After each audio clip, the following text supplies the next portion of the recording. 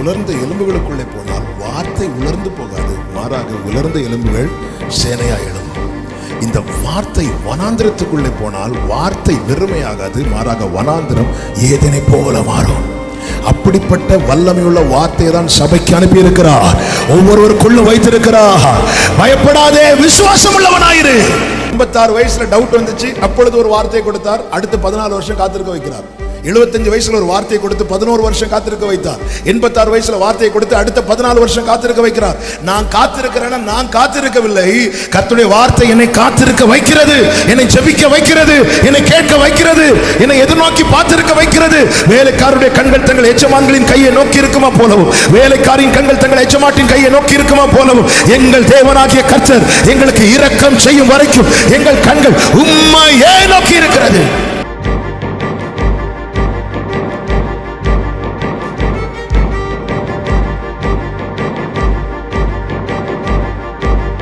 கர்த்தரும் இரட்சகருமாகிய இயேசு கிறிஸ்துவின் இனிய நாமத்தினாலே உங்கள் ஒவ்வொருவரையும் வாழ்த்துகிறேன். உங்கள் மத்தியிலே இந்த 21 நாட்கள் இரக்கம் செய்யும் வரை உண்மையே இந்த மீட்டிங்ல கலந்து கொள்ள கர்த்தர் அடியானுக்கு பாராட்டின கிருபைகளுக்காக நான் ஆண்டவரை ஸ்தோத்திரிக்கிறேன். நான் மிகவும் நேசிக்கிற தேவ மனிதர்களில் ஒருவர் பாஸ்டர் பென்ஸ். அவர்களை பார்க்கும்போதே ரொம்ப சந்தோஷம்.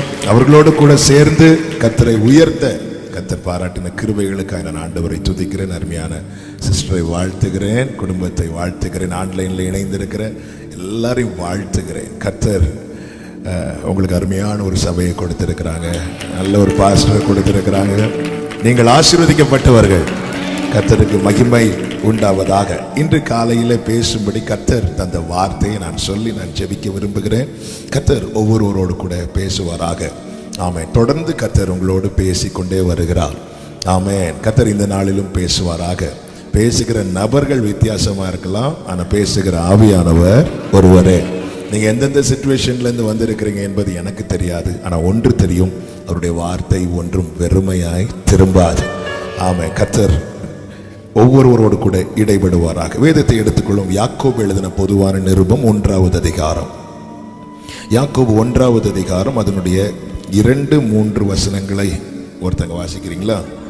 என் சகோதரரே, நீங்கள் பலவிதமான சோதனைகளில் அகப்படும் போது உங்கள் விசுவாசத்தின் பரீட்சையானது பொறுமையை உண்டாக்கும் என்று அறிந்து அதை மிகுந்த சந்தோஷமாய் எண்ணுங்கள். கைகளை உயர்த்தி ஹல்லேலூயா.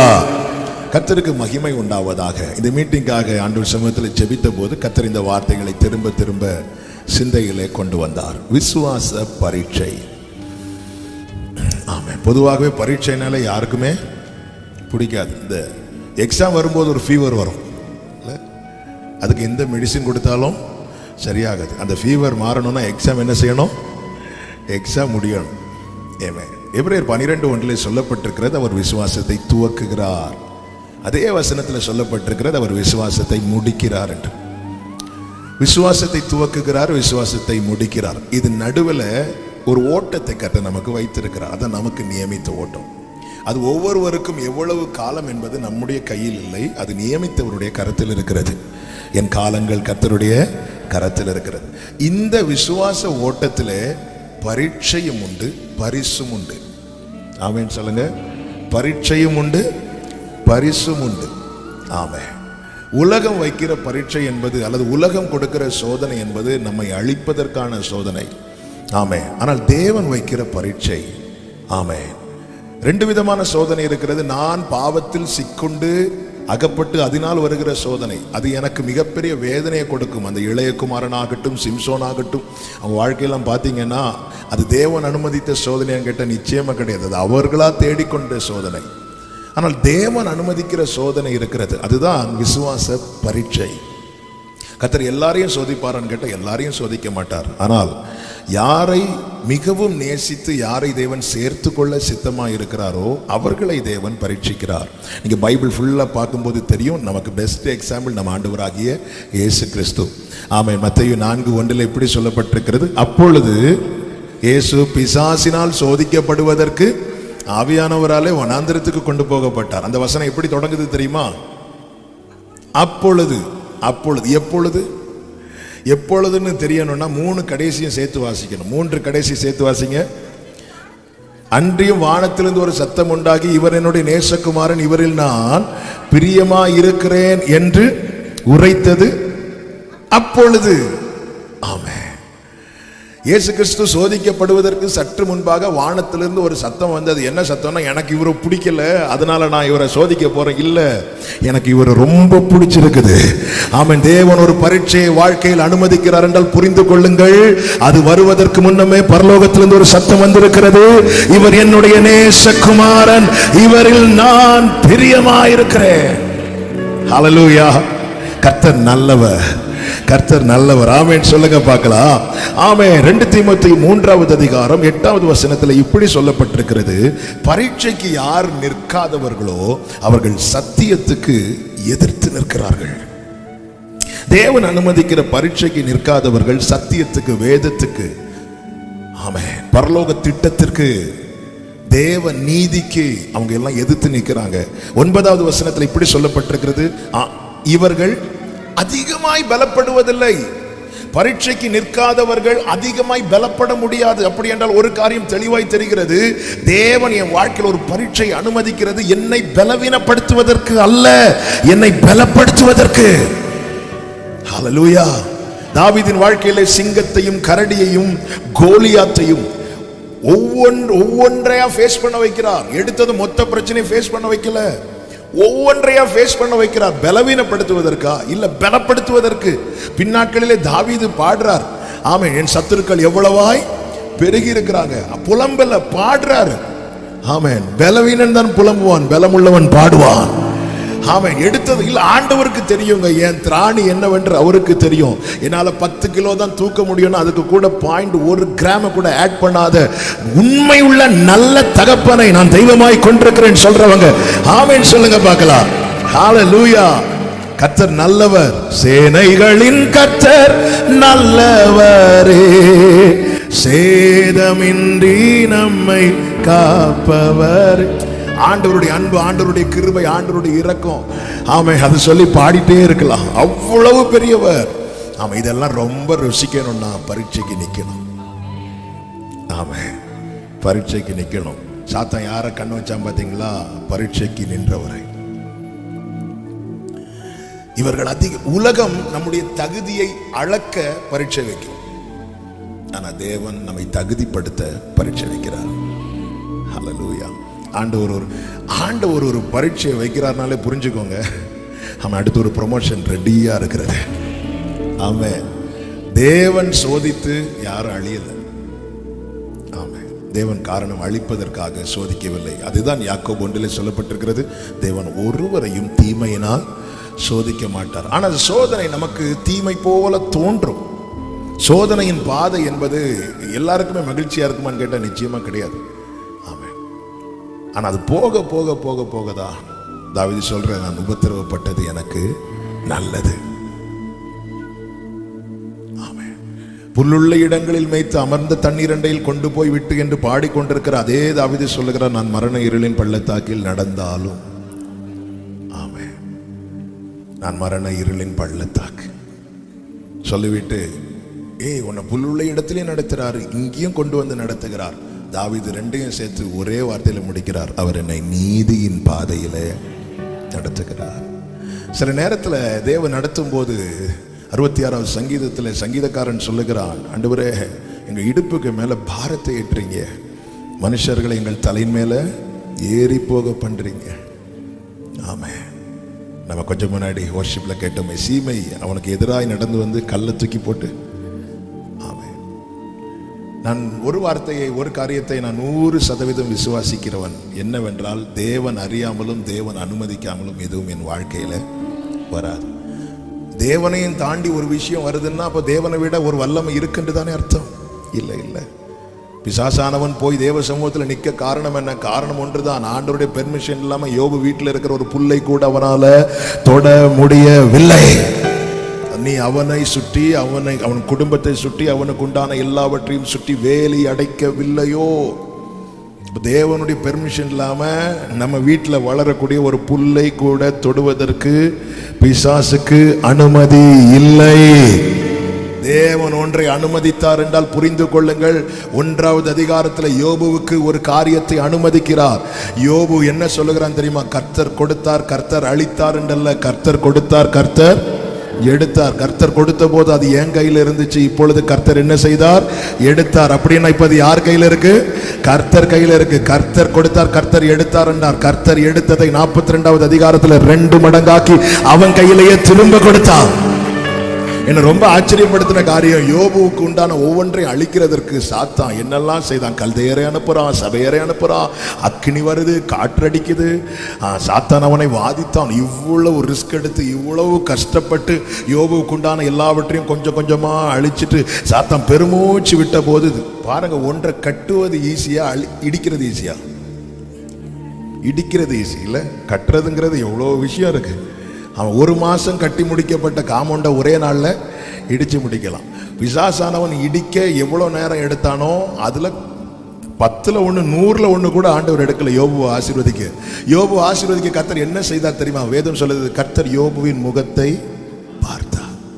இவ்வளவு கஷ்டப்பட்டு அழிச்சதுக்கு அப்புறம் கர்த்தர் ஒரே ஒரு பார்வை, நம்ம சும்மா பாடலும் அழகான கண்கள் என்னை கண்டதால என்று, அவருடைய ஒரு பார்வை போதும். எனவே தான் சங்கீதம் 4:6 சங்கீதக்காரன் சொல்லுகிறார், எங்களுக்கு நன்மையை காண்பிக்கிறவன் யார் என்று சொல்லுகிறவர்கள் அநேகர். நிறைய பேர் சொல்லிட்டு இருக்கிறாங்க, ஆண்டவரே இவன் எப்படி ஆண்டவரை இதை செய்வான், இவன் எப்படி இதை செய்வான், இவனுக்கு என்ன பேக்ரவுண்ட் இருக்கு, இவனுக்கு நன்மையை காண்பிக்கிறவன் யார் என்று. தாவீது ஆண்டவர்கிட்ட வேற ஒண்ணுமே கேட்கல, ஆண்டவரே உம்முடைய முகத்தின் ஒளியை என் மேல பிரகாசிக்க பண்ணும், அதை புரியும்படி சொன்ன. ஒரே ஒரு வாட்டி என்ன பார்த்துட்டீங்கன்னா சுற்றில் இருக்கிறவங்க அறிந்து கொள்வாங்க, இவனுக்கு நன்மையை காண்பிக்கிறவர் பரலோகத்தில் இருக்கிறார். ஆமென் சொல்லுங்க பார்க்கலாம். கர்த்தருக்கு மகிமை உண்டாவதாக. இந்த காலை வேளையில உங்களோடு பேசுகிற வார்த்தை இதுதான். ஏன் கர்த்தர் பரீட்சையை அனுமதிக்கிறார்? விசுவாசத்தை துவக்கும் போது நல்லா இருக்குது, அவரே அதை முடிக்கும் போது இன்னும் ரொம்ப நல்லா இருக்குது. இது நடுவில் ஏன் இந்த பரீட்சையை தேவன் அனுமதிக்கிறார்? வேதத்தில் அநேக காரியங்கள் இருந்தாலும் ஒரு சில காரியங்களை மட்டும் நான் அவங்க மத்தியில் சொல்லி ஜெபிக்க விரும்புகிறேன். கர்த்தர் நம்மோடு கூட பேசுவாராக. ஒரு பிரசங்கமாய் தயவாக இதை கேட்க வேண்டாம். இந்த கால வேளையில கர்த்தர் இதை கேட்கிற ஒவ்வொருவருக்கும் தருகிற வார்த்தை. நமக்குள்ளே ஏன் என்ற கேள்வி எழும்பாத யாருமே கிடையாது. விசுவாசிகளின் தகப்பனாகிய ஆபிரகாம் வர ஒரு குறிப்பிட்ட நேரத்தில் வந்து ஆண்டவர்கிட்ட கேட்டார், அடியனுக்கு என்ன தருவீர், அடியனுக்கு என்ன தருவீர்? அதுக்கப்புறம் தான் ஆபிரகாம் விசுவாசித்தான்ட்டே பைபிள்ல இருக்குது. சில நேரத்தில் நாம் நிற்கிற நிலைகள், நடக்கிற பாதைகளில் நமக்குள்ளே சில கேள்விகள் எழும்பும். தேவன் அதை குறையாய் பார்க்காமல் அதை நம்முடைய பலவீனமாய் பார்த்து அவருடைய பலத்தை அதில் விளங்க பண்றார். ஆபிரகாம் அடியனுக்கு என்ன தருவீன்னு கேட்டதும் ஒன்ன போய் கூட்டிட்டு வந்தேன் பாரு அப்படி சொல்லலை. ஆபிரகாம் ஒரு கூடாரத்தை போட்டுட்டு உட்கார்ந்திருந்து அடியனுக்கு என்ன தருவீர்? ஆண்டவர் சொன்னார், நீ வெளியே வா, நான் விரித்த வானத்தை பார். நீ விரித்த கூடாரத்தை பார்த்துட்டு இருந்தா உனக்கு விசுவாசம் வளராது. அவர் ஒருவராய் வானங்களை விரித்து, ஆமே, நம்ம பெட்ல ஒரு பெட்ஷீட் போடுறதுக்கு 4 பேர் வேணும். தனியா இந்த பக்கம் இழுத்து அங்கிருந்து அவர் ஒருவராய் வானத்தை விரித்து, தூதர் யாரையுமே ஹெல்ப் கூப்பிடல. பாருங்க, இந்த பூமியில அவருக்கென்று நிற்க ஒருவரும் இல்லை என்று கண்டு அவர் அதிர்ந்தார் என்று சொல்லல, அவர் ஆச்சரியப்பட்டாராம். தம்முடைய தோளிலே அவர் சாய்ந்து கொண்டார். ஒருத்தர் இல்லைன்னு சொல்லி அவர் நம்ம எல்லாம் நமக்கு சப்போர்ட்டா யாரும் இல்லைன்னா அவர் ஆச்சரியப்பட்டார். அவர் ஒருவராய் எல்லா சர்வத்தையும் வசனத்தால தாங்குறார். சர்வத்தையும் என்று சொல்லும் போது இந்த பூமியை மட்டுமல்ல, அண்ட சராசரங்கள், எத்தனை நட்சத்திரங்கள், ட்ரில்லியன் கணக்குல கேலக்சிஸ் இருக்கிறது. ஒவ்வொரு கேலக்சிக்குள்ள எத்தனையோ ட்ரில்லியன் நட்சத்திரங்கள் இருக்கிறது. இது எல்லாவற்றையும் தாங்குவதற்கு ஒரே ஒரு வார்த்தை. நாம் யாரை ஆராதிக்கிறோம், யார் சமூகத்தில் வந்து இருக்கிறோம், எங்க நெருங்கி வர வச்சிருக்கிறார் தெரியுமா? ரோமர் 4 இப்படி ஒரு வார்த்தை இருக்கும் பாருங்க, அது அவனுக்காக மட்டுமல்ல நமக்காக எழுதப்பட்டிருக்கிறது. அப்படி என்றால் நான் இயேசுவின் நாமத்தில் சொல்லுகிறேன், இந்த வேதம் ஆபிரகாமுக்காக மட்டுமல்ல, ஈசாக்குக்காக மட்டுமல்ல, யாக்கோபுக்காக மட்டுமல்ல, தாவீதுக்காக மட்டுமல்ல. எத்தனை பேர் கையில பைபிளை உயர்த்தி சொல்லுவீங்க, இது எனக்காகவும் எழுதப்பட்டிருக்கிறது. ஆமென். ஏன் தேவன் பரீட்சிக்கிறார், ஏன் தேவன் சோதனை அனுமதிக்கிறார்? ஒரு சில காரியங்களை நான் வேகமாய் சொல்லி ஜெபிக்கிற. முதலாவது ஆதியாகமம் 22வது அதிகாரத்தின் 1வது வசனத்தை வாசிங்கள். இந்த காரியங்கள் நடந்த பின்பு தேவன் ஆபிரகாமை சோதித்தார். இந்த ஆபிரகாம் யார் தெரியுமா? தேவனால் அழைக்கப்பட்டவன். இந்த ஆபிரகாம் யார் தெரியுமா? தேவனால் பிரித்தெடுக்கப்பட்டவன். இந்த ஆபிரகாம் யார் தெரியுமா? தேவனுடைய சிநேகிதன். ஆண்டவர் என்ன சொல்லுகிறார்? நான் செய்ய போகிறதை ஆபிரகாமுக்கு மறைப்பேனோ. அந்த அளவுக்கு சோதோம் அழிக்க தான் தேவன் இறங்கினார். ஆனாலும் ஆபிரகாமை விசிட் பண்ணிட்டு போறார். ஏன் ஆபிரகாமை விசிட் பண்ணிட்டு போறார்? ஒரு ரீசன், நான் சோதோமை அழிச்சா நாளைக்கு ஆபிரகாம் வந்து நின்று பார்ப்பான். கர்த்தர் பேசின இடத்திலிருந்து சோதோமை பார்த்தான் என்று பைபிள் சொல்லப்பட்டிருக்கிறது. நாளைக்கு பார்க்கும்போது ஆபிரகாம் நிச்சயமா ஃபீல் பண்ணுவார். என்ன ஃபீல் பண்ணுவார்? இவ்வளவு தூரம் வந்துட்டு போயிருக்கிறாரு, ஆனாலும் என்ன பார்க்காம இல்லை. நமக்கு ரொம்ப தெரிஞ்சவங்க, நமக்கு வேண்டப்பட்டவங்க வெளியூர்ல இருந்து அவன் நம்ம தேடி வந்து நம்ம பக்கத்து வீடு வரை வந்துட்டு நம்மளை பார்க்காம போனா ஃபீல் பண்ணுவோமா? ஃபீல் பண்ண மாட்டோமா? அவன் இவ்வளோ தூரம் வந்துட்டு நான் செய்ய போறது ஆபிரகாமுக்கு மறைப்பேனும். அந்த அளவுக்கு தேவனால் மிகவும் நேசிக்கப்பட்ட ஆபிரகாமை கர்த்தர் சோதித்தார். ஆபிரகாமுக்கு ஒரு பரீட்சை. இந்த பரீட்சை நமக்கு நன்றாய் தெரியும். என்ன? ஈசாக்க பலி செலுத்து. இங்கே ஆபிரகாமுக்கான பரீட்சையும் இருக்கிறது, ஈசாக்குக்கான பரீட்சையும் இருக்கிறது. ஏன் கர்த்தர் இங்கே ஆபிரகாமை சோதிக்கிறார்? ஏன் சோதிக்கிறார் என்று அறிய வேண்டுமானால் அதற்கு முந்தின அதிகாரத்தில் உள்ள சம்பவங்களை பார்க்க வேண்டும். முந்தின அதிகாரத்தில் ஒரு சம்பவம் நடக்கிறது. என்ன சம்பவம் என்றால், ஆபிரகாம் வீட்டில் ஈசாக்கு மட்டும் கிடையாது, இன்னொருவனும் வளருகிறான். அவன் பேர் என்ன? இஸ்மவேல். இஸ்மவேல் அந்த வீட்டில் தான் ஆபிரகாமுடைய வித்தவன். இஸ்மவேல் வளருகிறான். அதே வீட்டில் இப்பொழுது ஈசாக்கும் பிறந்து வளருகிறான். சாராள் பார்க்குறாங்க, 2 பேருக்கும் செட் ஆகலைன்னு பார்த்ததும் ஆபிரகாம்கிட்ட வந்து சொல்கிறாங்க, இஸ்மவேலை துரத்தி விட்டுருங்க. இஸ்மவேலை நீ இந்த வீட்டில் இருக்கக்கூடாது, என் பையனுக்கு அவனுக்கு செட் ஆகிறது மாதிரி தெரியல, நீங்கள் துரத்தி விட்டுருங்கன்னு சொல்லும்போது சாராள் ஈஸியாக சொல்லிடலாம். ஆனால் ஆபிரகாமுக்கு அப்படி துரத்த முடியாது. ஏன்னா ஆபிரகாம் இஸ்மவேலுடைய தகப்பன் யாரு தான்? ஆபிரகாம். அவன் ஆபிரகாமின் வித்து, அவனுடைய ரத்தம் தான் உள்ள ஓடுது. அப்படியெல்லாம் ஈஸியாக துரத்த முடியாது. ஆனால் இப்போ ஆபிரகாமுக்கு முன்னாடி ஒரு பெரிய கேள்வி வருகிறது. என்ன கேள்வி என்றால், இஸ்மவேலா ஈசாக்கா? ஆபிரகாம் இஸ்மவேலை வெறுத்து துரத்தவில்லை, இஸ்மவேலை பிடிக்காம துரத்தலை, இஸ்மவேல் வேண்டாம் என்றும் துரத்தவில்லை. ஆனால் இஸ்மவேலா ஈசாக்கா என்ற கேள்வி வரும்போது இஸ்மவேல் மேல் வைத்த பாசத்தை விட அவன் ஈசாக்கின் மேல அதிக பாசம் வைத்ததுனால ஈசாக்குக்காக இஸ்மவேலை துரத்தி விட்டான். இந்த காரியங்கள் நடந்த பின்பு கர்த்தர் ஆபிரகாமை சோதித்தார். இப்போ ஆபிரகாமுக்கு சோதனை என்னவென்றால், ஈசாக்கா ஆண்டவரா? உபாகமம் 13:3 பிற்பகுதியில் இப்படி சொல்லப்பட்டிருக்கிறது. இந்த அதிகாரத்தில் கை வச்சுட்டு அந்த வசனத்தை எடுத்து வாசிங்க.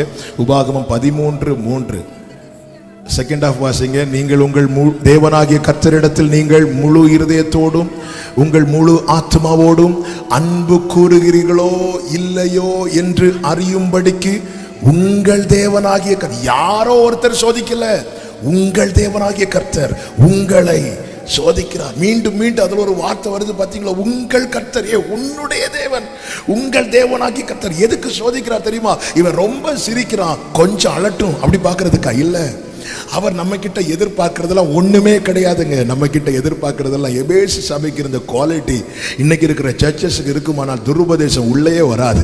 காரணம், அப்போஸ்தலர் அல்லாதவர்கள் தங்களை அப்போஸ்தலர் என்று சொல்லிக் கொண்டா கரெக்டா அடையாளம் பார்க்கிற அந்த கிஃப்ட் அவங்களுக்கு இருந்துச்சு. எல்லாம் எத்தனை பிரயாசம், எத்தனையோ காரியங்களை சகித்த சபை எல்லாம் இருந்து ஆண்டவர் சொன்னார், ஆனாலும் நீ ஆதியில கொண்டிருந்த அன்பு. நம்ம எல்லாம் ரட்சிக்கப்பட்ட ஆரம்பத்தில் சர்ச்சில் வந்து நிற்கும் போது நம்மளால் அழாம ஆராதிக்கவே முடியாது. நாட்கள் போக போக போக போக போக போக நான் எல்லாரும் இல்லை, நம்ம அநேகர் அப்படி போலீஸ் ஆயிரும். போலீஸ் ஆயிரும் யார் ஒழுங்கா ஆராதிக்கிறா? இல்லை, எபேசு சபை அப்படி ஆயிட்டு. ஏன்னா அவங்களுக்கு ஒரு கிஃப்ட் கொடுக்கப்பட்டிருக்கு, அப்போஸ்தலர் அல்லாதவர்கள்.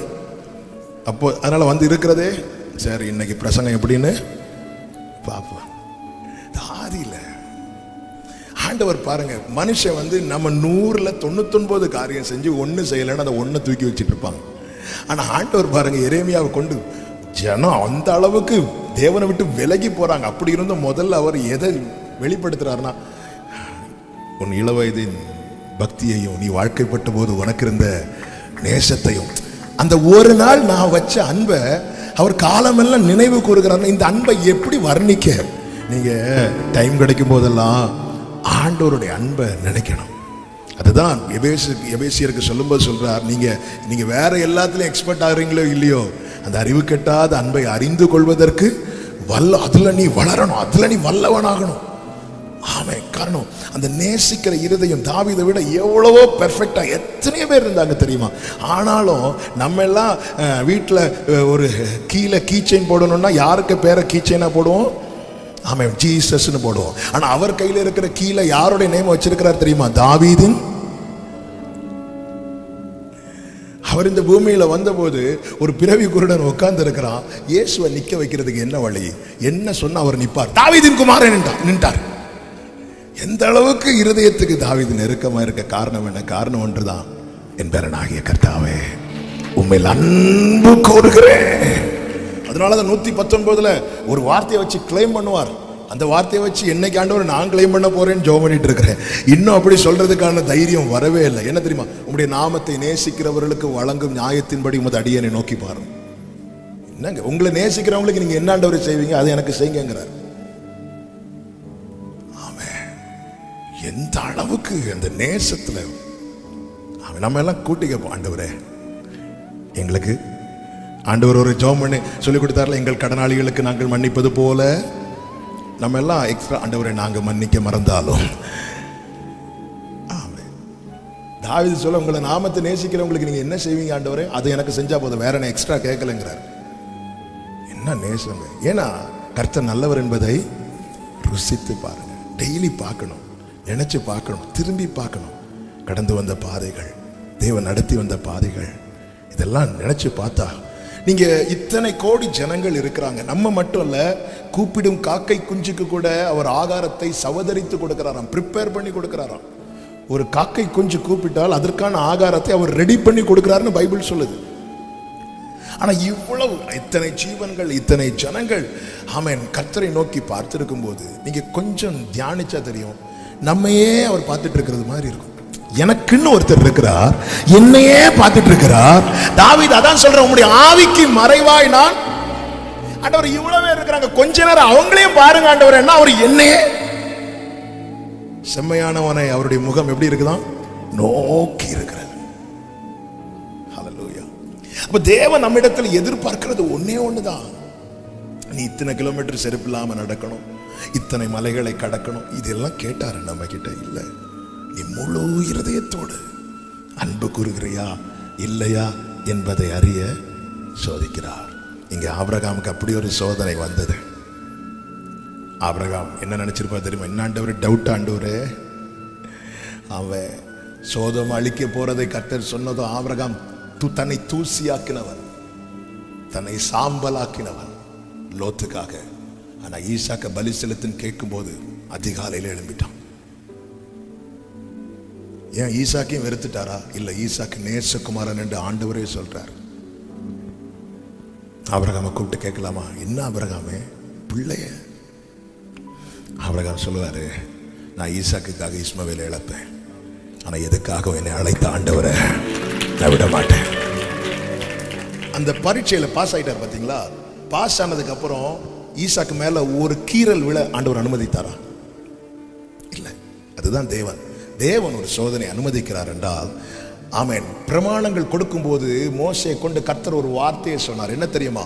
ஒருவன் அக்கினி கொளுத்தும் போது அந்த அக்கினியினால யாருக்காவது ஏதாவது சேதம் உண்டானால் அந்த அக்கினியை கொளுத்தினவன் அதற்கு உத்தரவாதி என்று. ஆமென். ஒருவன் தீ வைக்கிறான், வீட்டில் தீ வைக்கும் போது அந்த அவன் வைக்கிற அக்கினி நிமித்தம் பக்கத்து வீட்டில் ஏதாவது சேதம் உண்டாயிட்டுன்னா இந்த அக்கினியை யாரு கொளுத்தினாங்களோ அவங்க தான் அதற்கு உத்தரவாதி.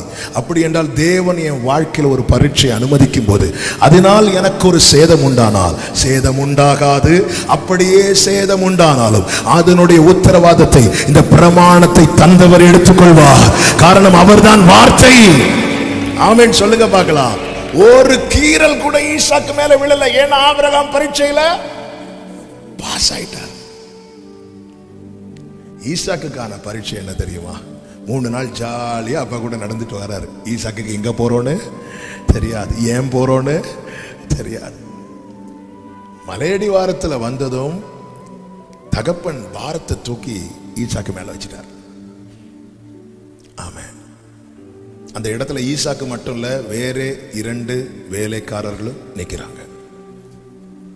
நாம் பல நேரத்தில் நேசத்தை ஆசீர்வாதத்தை வைத்து கணக்கிடக்கூடாது. நம்ம அப்படி பல நேரத்தில் அப்படி பார்க்கறதுனால நம்ம பல நேரத்தில் என்ன செய்கிறோம்னா சோர்ந்து போகிறோம். 2 வேலைக்காரங்க ஈசாக்கு கூடவே நிற்கிறாங்க. தகப்பன் விறகெல்லாம் எடுத்து யார் தலையில வச்சாரு? ஈசாக்கின் மேல. அப்ப ஈசாக்கு என்ன நினைச்சிருக்கலாம்? சும்மா பிள்ளைய ஆக்கி வச்சிருக்கிறார், அவருக்கு பாசெல்லாம் யார் மேலதான்? இங்க தகப்பன் யார் மேல பாரத்தை வைக்கிறார் தெரியுமா? கூலிக்கு நிக்கிறவங்க மேல இல்ல, இரத்த உறவு மேல. அவங்க எல்லாம் கூலிக்கு நிக்கிறவங்க, வேலை செய்வாங்க, சம்பளம் வாங்குவாங்க, போவாங்க. இது நேசப்பிள்ளை. நேசப்பிள்ளை. ஆண்டவர், என் குடும்பத்தில் நான் மட்டும்தான் ஆண்டவர் ரட்சிக்கப்பட்டிருக்கிறேன். எல்லாரும் பேர் கிறிஸ்தவங்களா இருக்கிறாங்க, நான் மட்டும்தான் ஆண்டவர் உங்களை வந்து ஆராதிக்கிறேன்.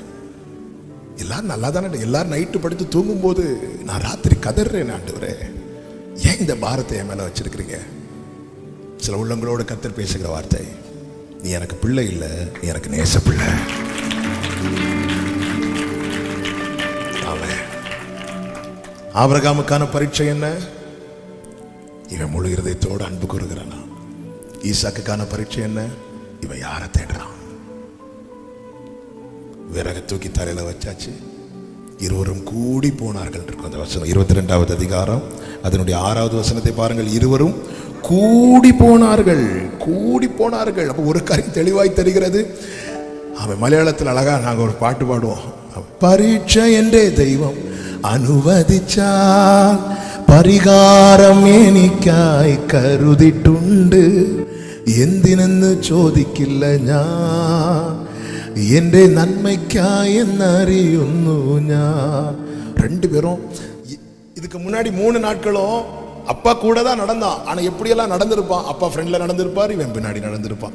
கொஞ்ச தூரம் தாண்டி இவன் முன்னாடி நடந்திருப்பான், அப்பா பின்னாடி நடந்திருப்பார். இன்னும் கொஞ்ச தூரத்துல இவனுக்கு அப்பாவுக்கு இடையில அந்த 2 வேலைக்காரங்களும் நடந்திருப்பாங்க. ஆனா எப்பொழுது தகப்பனால் ஒரு பாரம் அவன் மேல் ஏற்றப்பட்டதோ அதன் பிறகு இருவரும் கூடி போனார்கள். வீட்டில இருந்த இந்த விறக அவன் மேல வச்சிருந்தா இந்த 3 நாட்கள் ஈசாக்கால பிரயாணம் பண்ணி வந்திருக்க முடியாது. என் திராணி தெரியும் அவருக்கு. இவ்வளவு தான் என்னால சுமக்க முடியும்னா அவ்வளவு தான் சுமக்க தருவார். இவ்வளவு தூரம் தான் இவனால சுமக்க முடியும்னா அதுக்கு மேல அப்படி அனுமதித்திருந்தா என்னைக்கோ.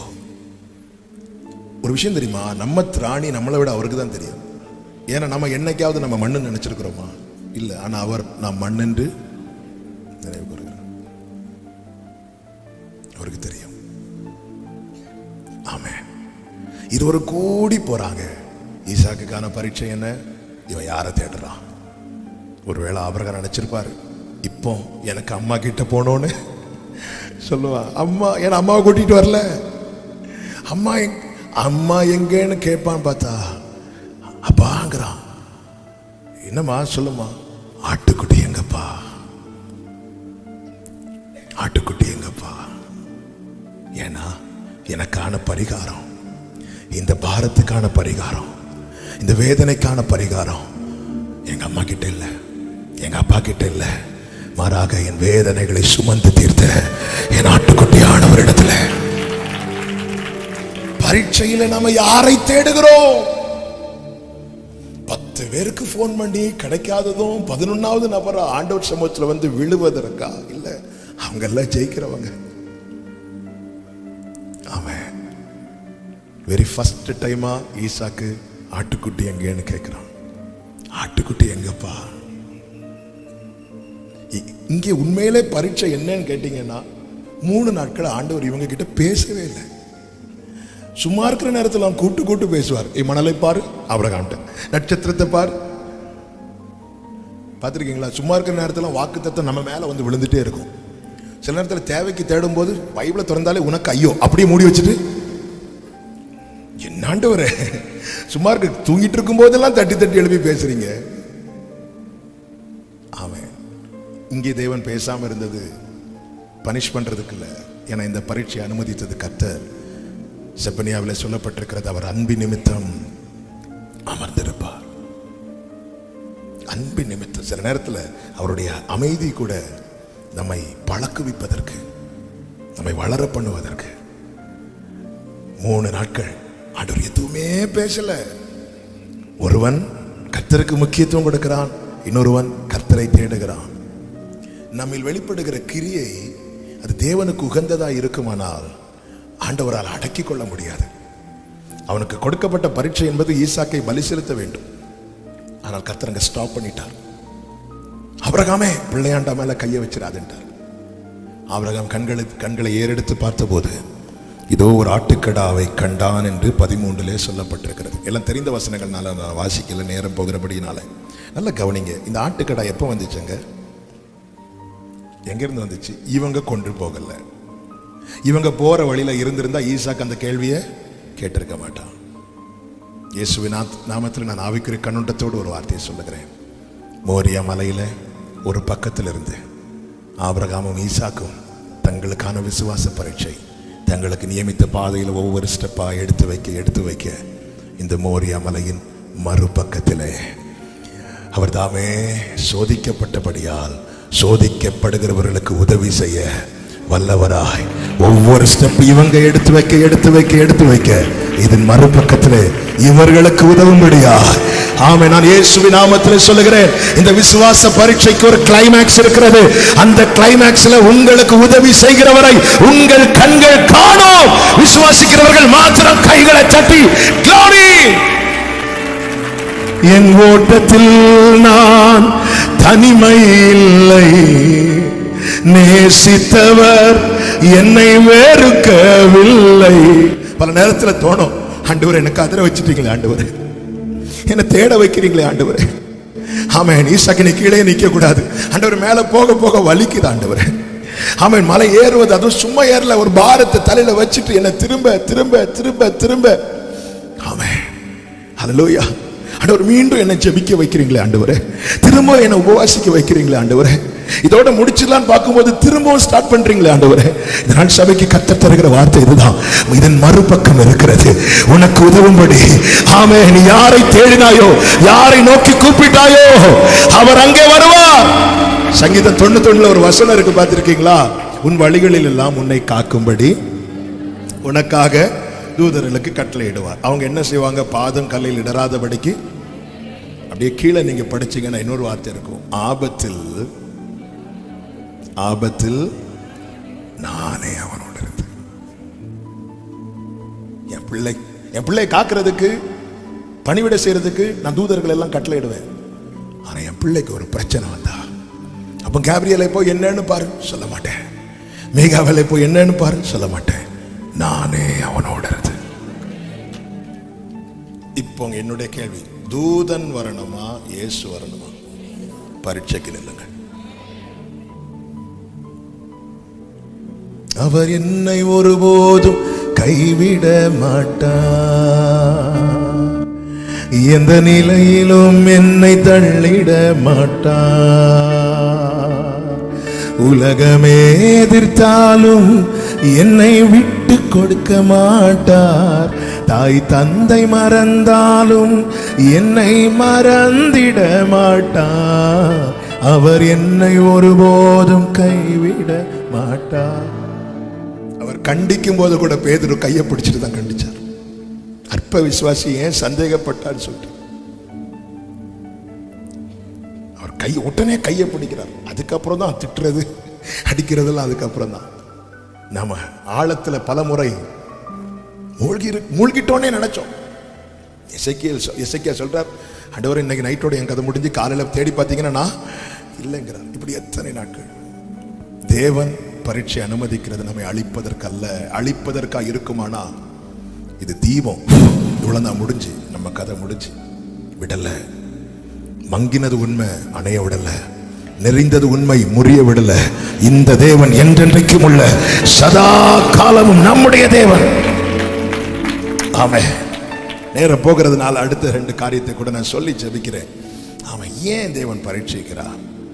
ஆமே.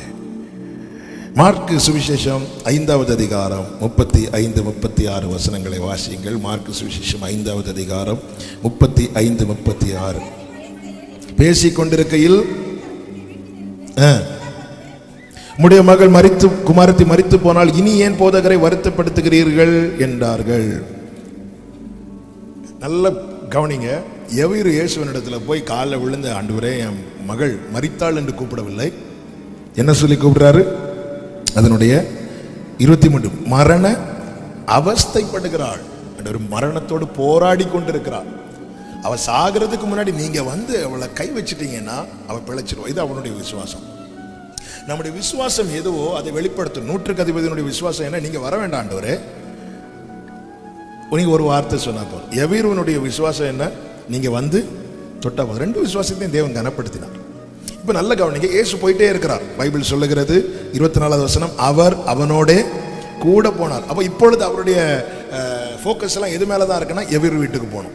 போற வழியில எவீரு வீடு அப்படி போகல, அவர் அவனோட கூட போனார். இப்போ அவர் வேற எல்லா ப்ரோக்ராமையும் மாத்தி வச்சுட்டார். எவீரு வீட்டுக்கு தான் போகணும். அவர் அப்படியே புறப்பட்டு வந்திருந்தால் அவள் மரிப்பதற்கு முன்னே வந்திருக்கலாம். ஆனா ஆன் த வேல இன்னொரு சம்பவம் நடக்குது. என்ன சம்பவம்? ஒரு 12 வருட பெரும்பாடுள்ள ஸ்திரீ என்ன பண்றா? வந்து இயேசுவின் வஸ்திரத்தை தொட்டு அவளுக்கு என்ன கிடைக்குது? சுகம் கிடைக்குது. அது வரைக்கும் பிரச்சனை இல்லை. சரி, வந்தா சுகம் வாங்கினா போனா. ஆனா இயேசு திரும்பி நின்று கேட்கிறாரு, ஆமா என்ன தொட்டது யாரு? எல்லாரும் தேடிட்டு இருக்கும் போது எவீரு மட்டும் வாட்சை பார்த்துட்டு இருப்பாரு. ஆண்டவரே டிலே ஆயிட்டு இருக்கு, ஆண்டவரே டிலே ஆயிட்டு இருக்கு, ஆண்டவரே. அவ வாரா, வந்து அவளுடைய 12 வருட சாட்சிய சொல்லுறா. இல்லைன்னா நமக்கு எப்படி பைபிள்ல தெரிஞ்சிருக்கோம்ல, நான் 12 வருஷமா பெரும்பாடு உள்ளவளா இருந்தேன். நான் போகாத ஹாஸ்பிட்டல் இல்லை, பார்க்காத டாக்டர்ஸ் இல்லை, எல்லாரும் சாட்சி ஆன்னு கேட்டுட்டு இருக்கும்போது எவீரு மட்டும், ஆண்டவரே. இங்க பரீட்சை என்பது எது தெரியுமா? டிலே, கொஞ்சம் தாமதம். வேதம் என்ன சொல்லுகிறது? அவர்கள் வந்து கொண்டிருக்கும் போது என்றல்ல. 35வது வசனம், அவர் இப்படி பேசிக்கொண்டிருக்க, அங்க பேசிட்டு இருக்கிறார். அந்தந்த நிலையில் இருக்கிறவங்களுக்கு தான் அந்தந்த வலி தெரியும். எவீரின் உள்ளம் எப்படி, ஆண்டவரே அவள் மரண அவஸ்தையா இருக்கிறா. அவர் கூட புறப்படும் போது எவீருக்கு கொஞ்சம் நம்பிக்கை வந்துடும். அவ சாகிறதுக்குள்ள இவர் வந்துட்டார்னா. ஆனா இப்பொழுது டிலே ஆயிட்டு இருக்கு. ஆண்டவரே 2021 முடிஞ்சிரும் நினைச்சேன், டிலே ஆகுது. ஆகஸ்டோட முடிஞ்சிரும் நினைக்கிறேன், டிலே ஆகுது. செப்டம்பர்லயாவது முடிஞ்சிரும் நினைக்கிறேன், டிலே ஆகுது. அப்பொழுது எவீருவின் காதுகளில் சத்தம் வருகிறது, இனி அவரை தொந்தரவு பண்ணாதீங்க. அதன் அர்த்தம் என்ன தெரியுமா? இனி அவரை அழைத்தும் பிரயோஜனம் இல்லை, இனி அவரை கூப்பிட்டும் பிரயோஜனம் இல்லை, இனி அவருக்கு முன்பாய் தாழ்த்தியும் பிரயோஜனம் இல்லை, இனி நீ உபவாசம் இருந்தும் பிரயோஜனம் இல்லை. விசுவாச பரீட்சையில் நம் காதுகளில் வருகிற வார்த்தைகளில் ஒன்று வேதம் சொல்லுகிறது. 36வது வசனம், அவர்கள் சொன்ன வார்த்தையை இயேசு கேட்ட உடனே ஜெப ஆலய தலைவனை நோக்கி, பயப்படாதே. கைகளை உயர்த்தி ஆமென் சொல்லுங்க பார்க்கலாம். ஏன்னா இந்த டிலே, இந்த தாமதம் அவனால் உண்டானது அல்ல, அவரால் உண்டானது. நம்முடைய வாழ்க்கையில சில தாமதங்கள் வரும்னா கேட்டோம், ஆண்டவர் செய்யலையே. குறித்த வேளை என்பது நாம் குறித்த வேளை அல்ல, கர்த்தர் குறித்த வேளை. நீ பயப்படாத. சாராளின் கற்பம் செத்தது உண்மைதான், ஆனால் வாக்குத்தத்தம் சாகல. எந்த கற்பம் செத்துச்சோ அதுக்குள்ள வாக்குத்தத்தத்தை வச்சார். எங்கே எலும்புகள் உலர்ந்து கிடந்ததோ அதுக்குள்ளே வார்த்தையை வைத்தார்.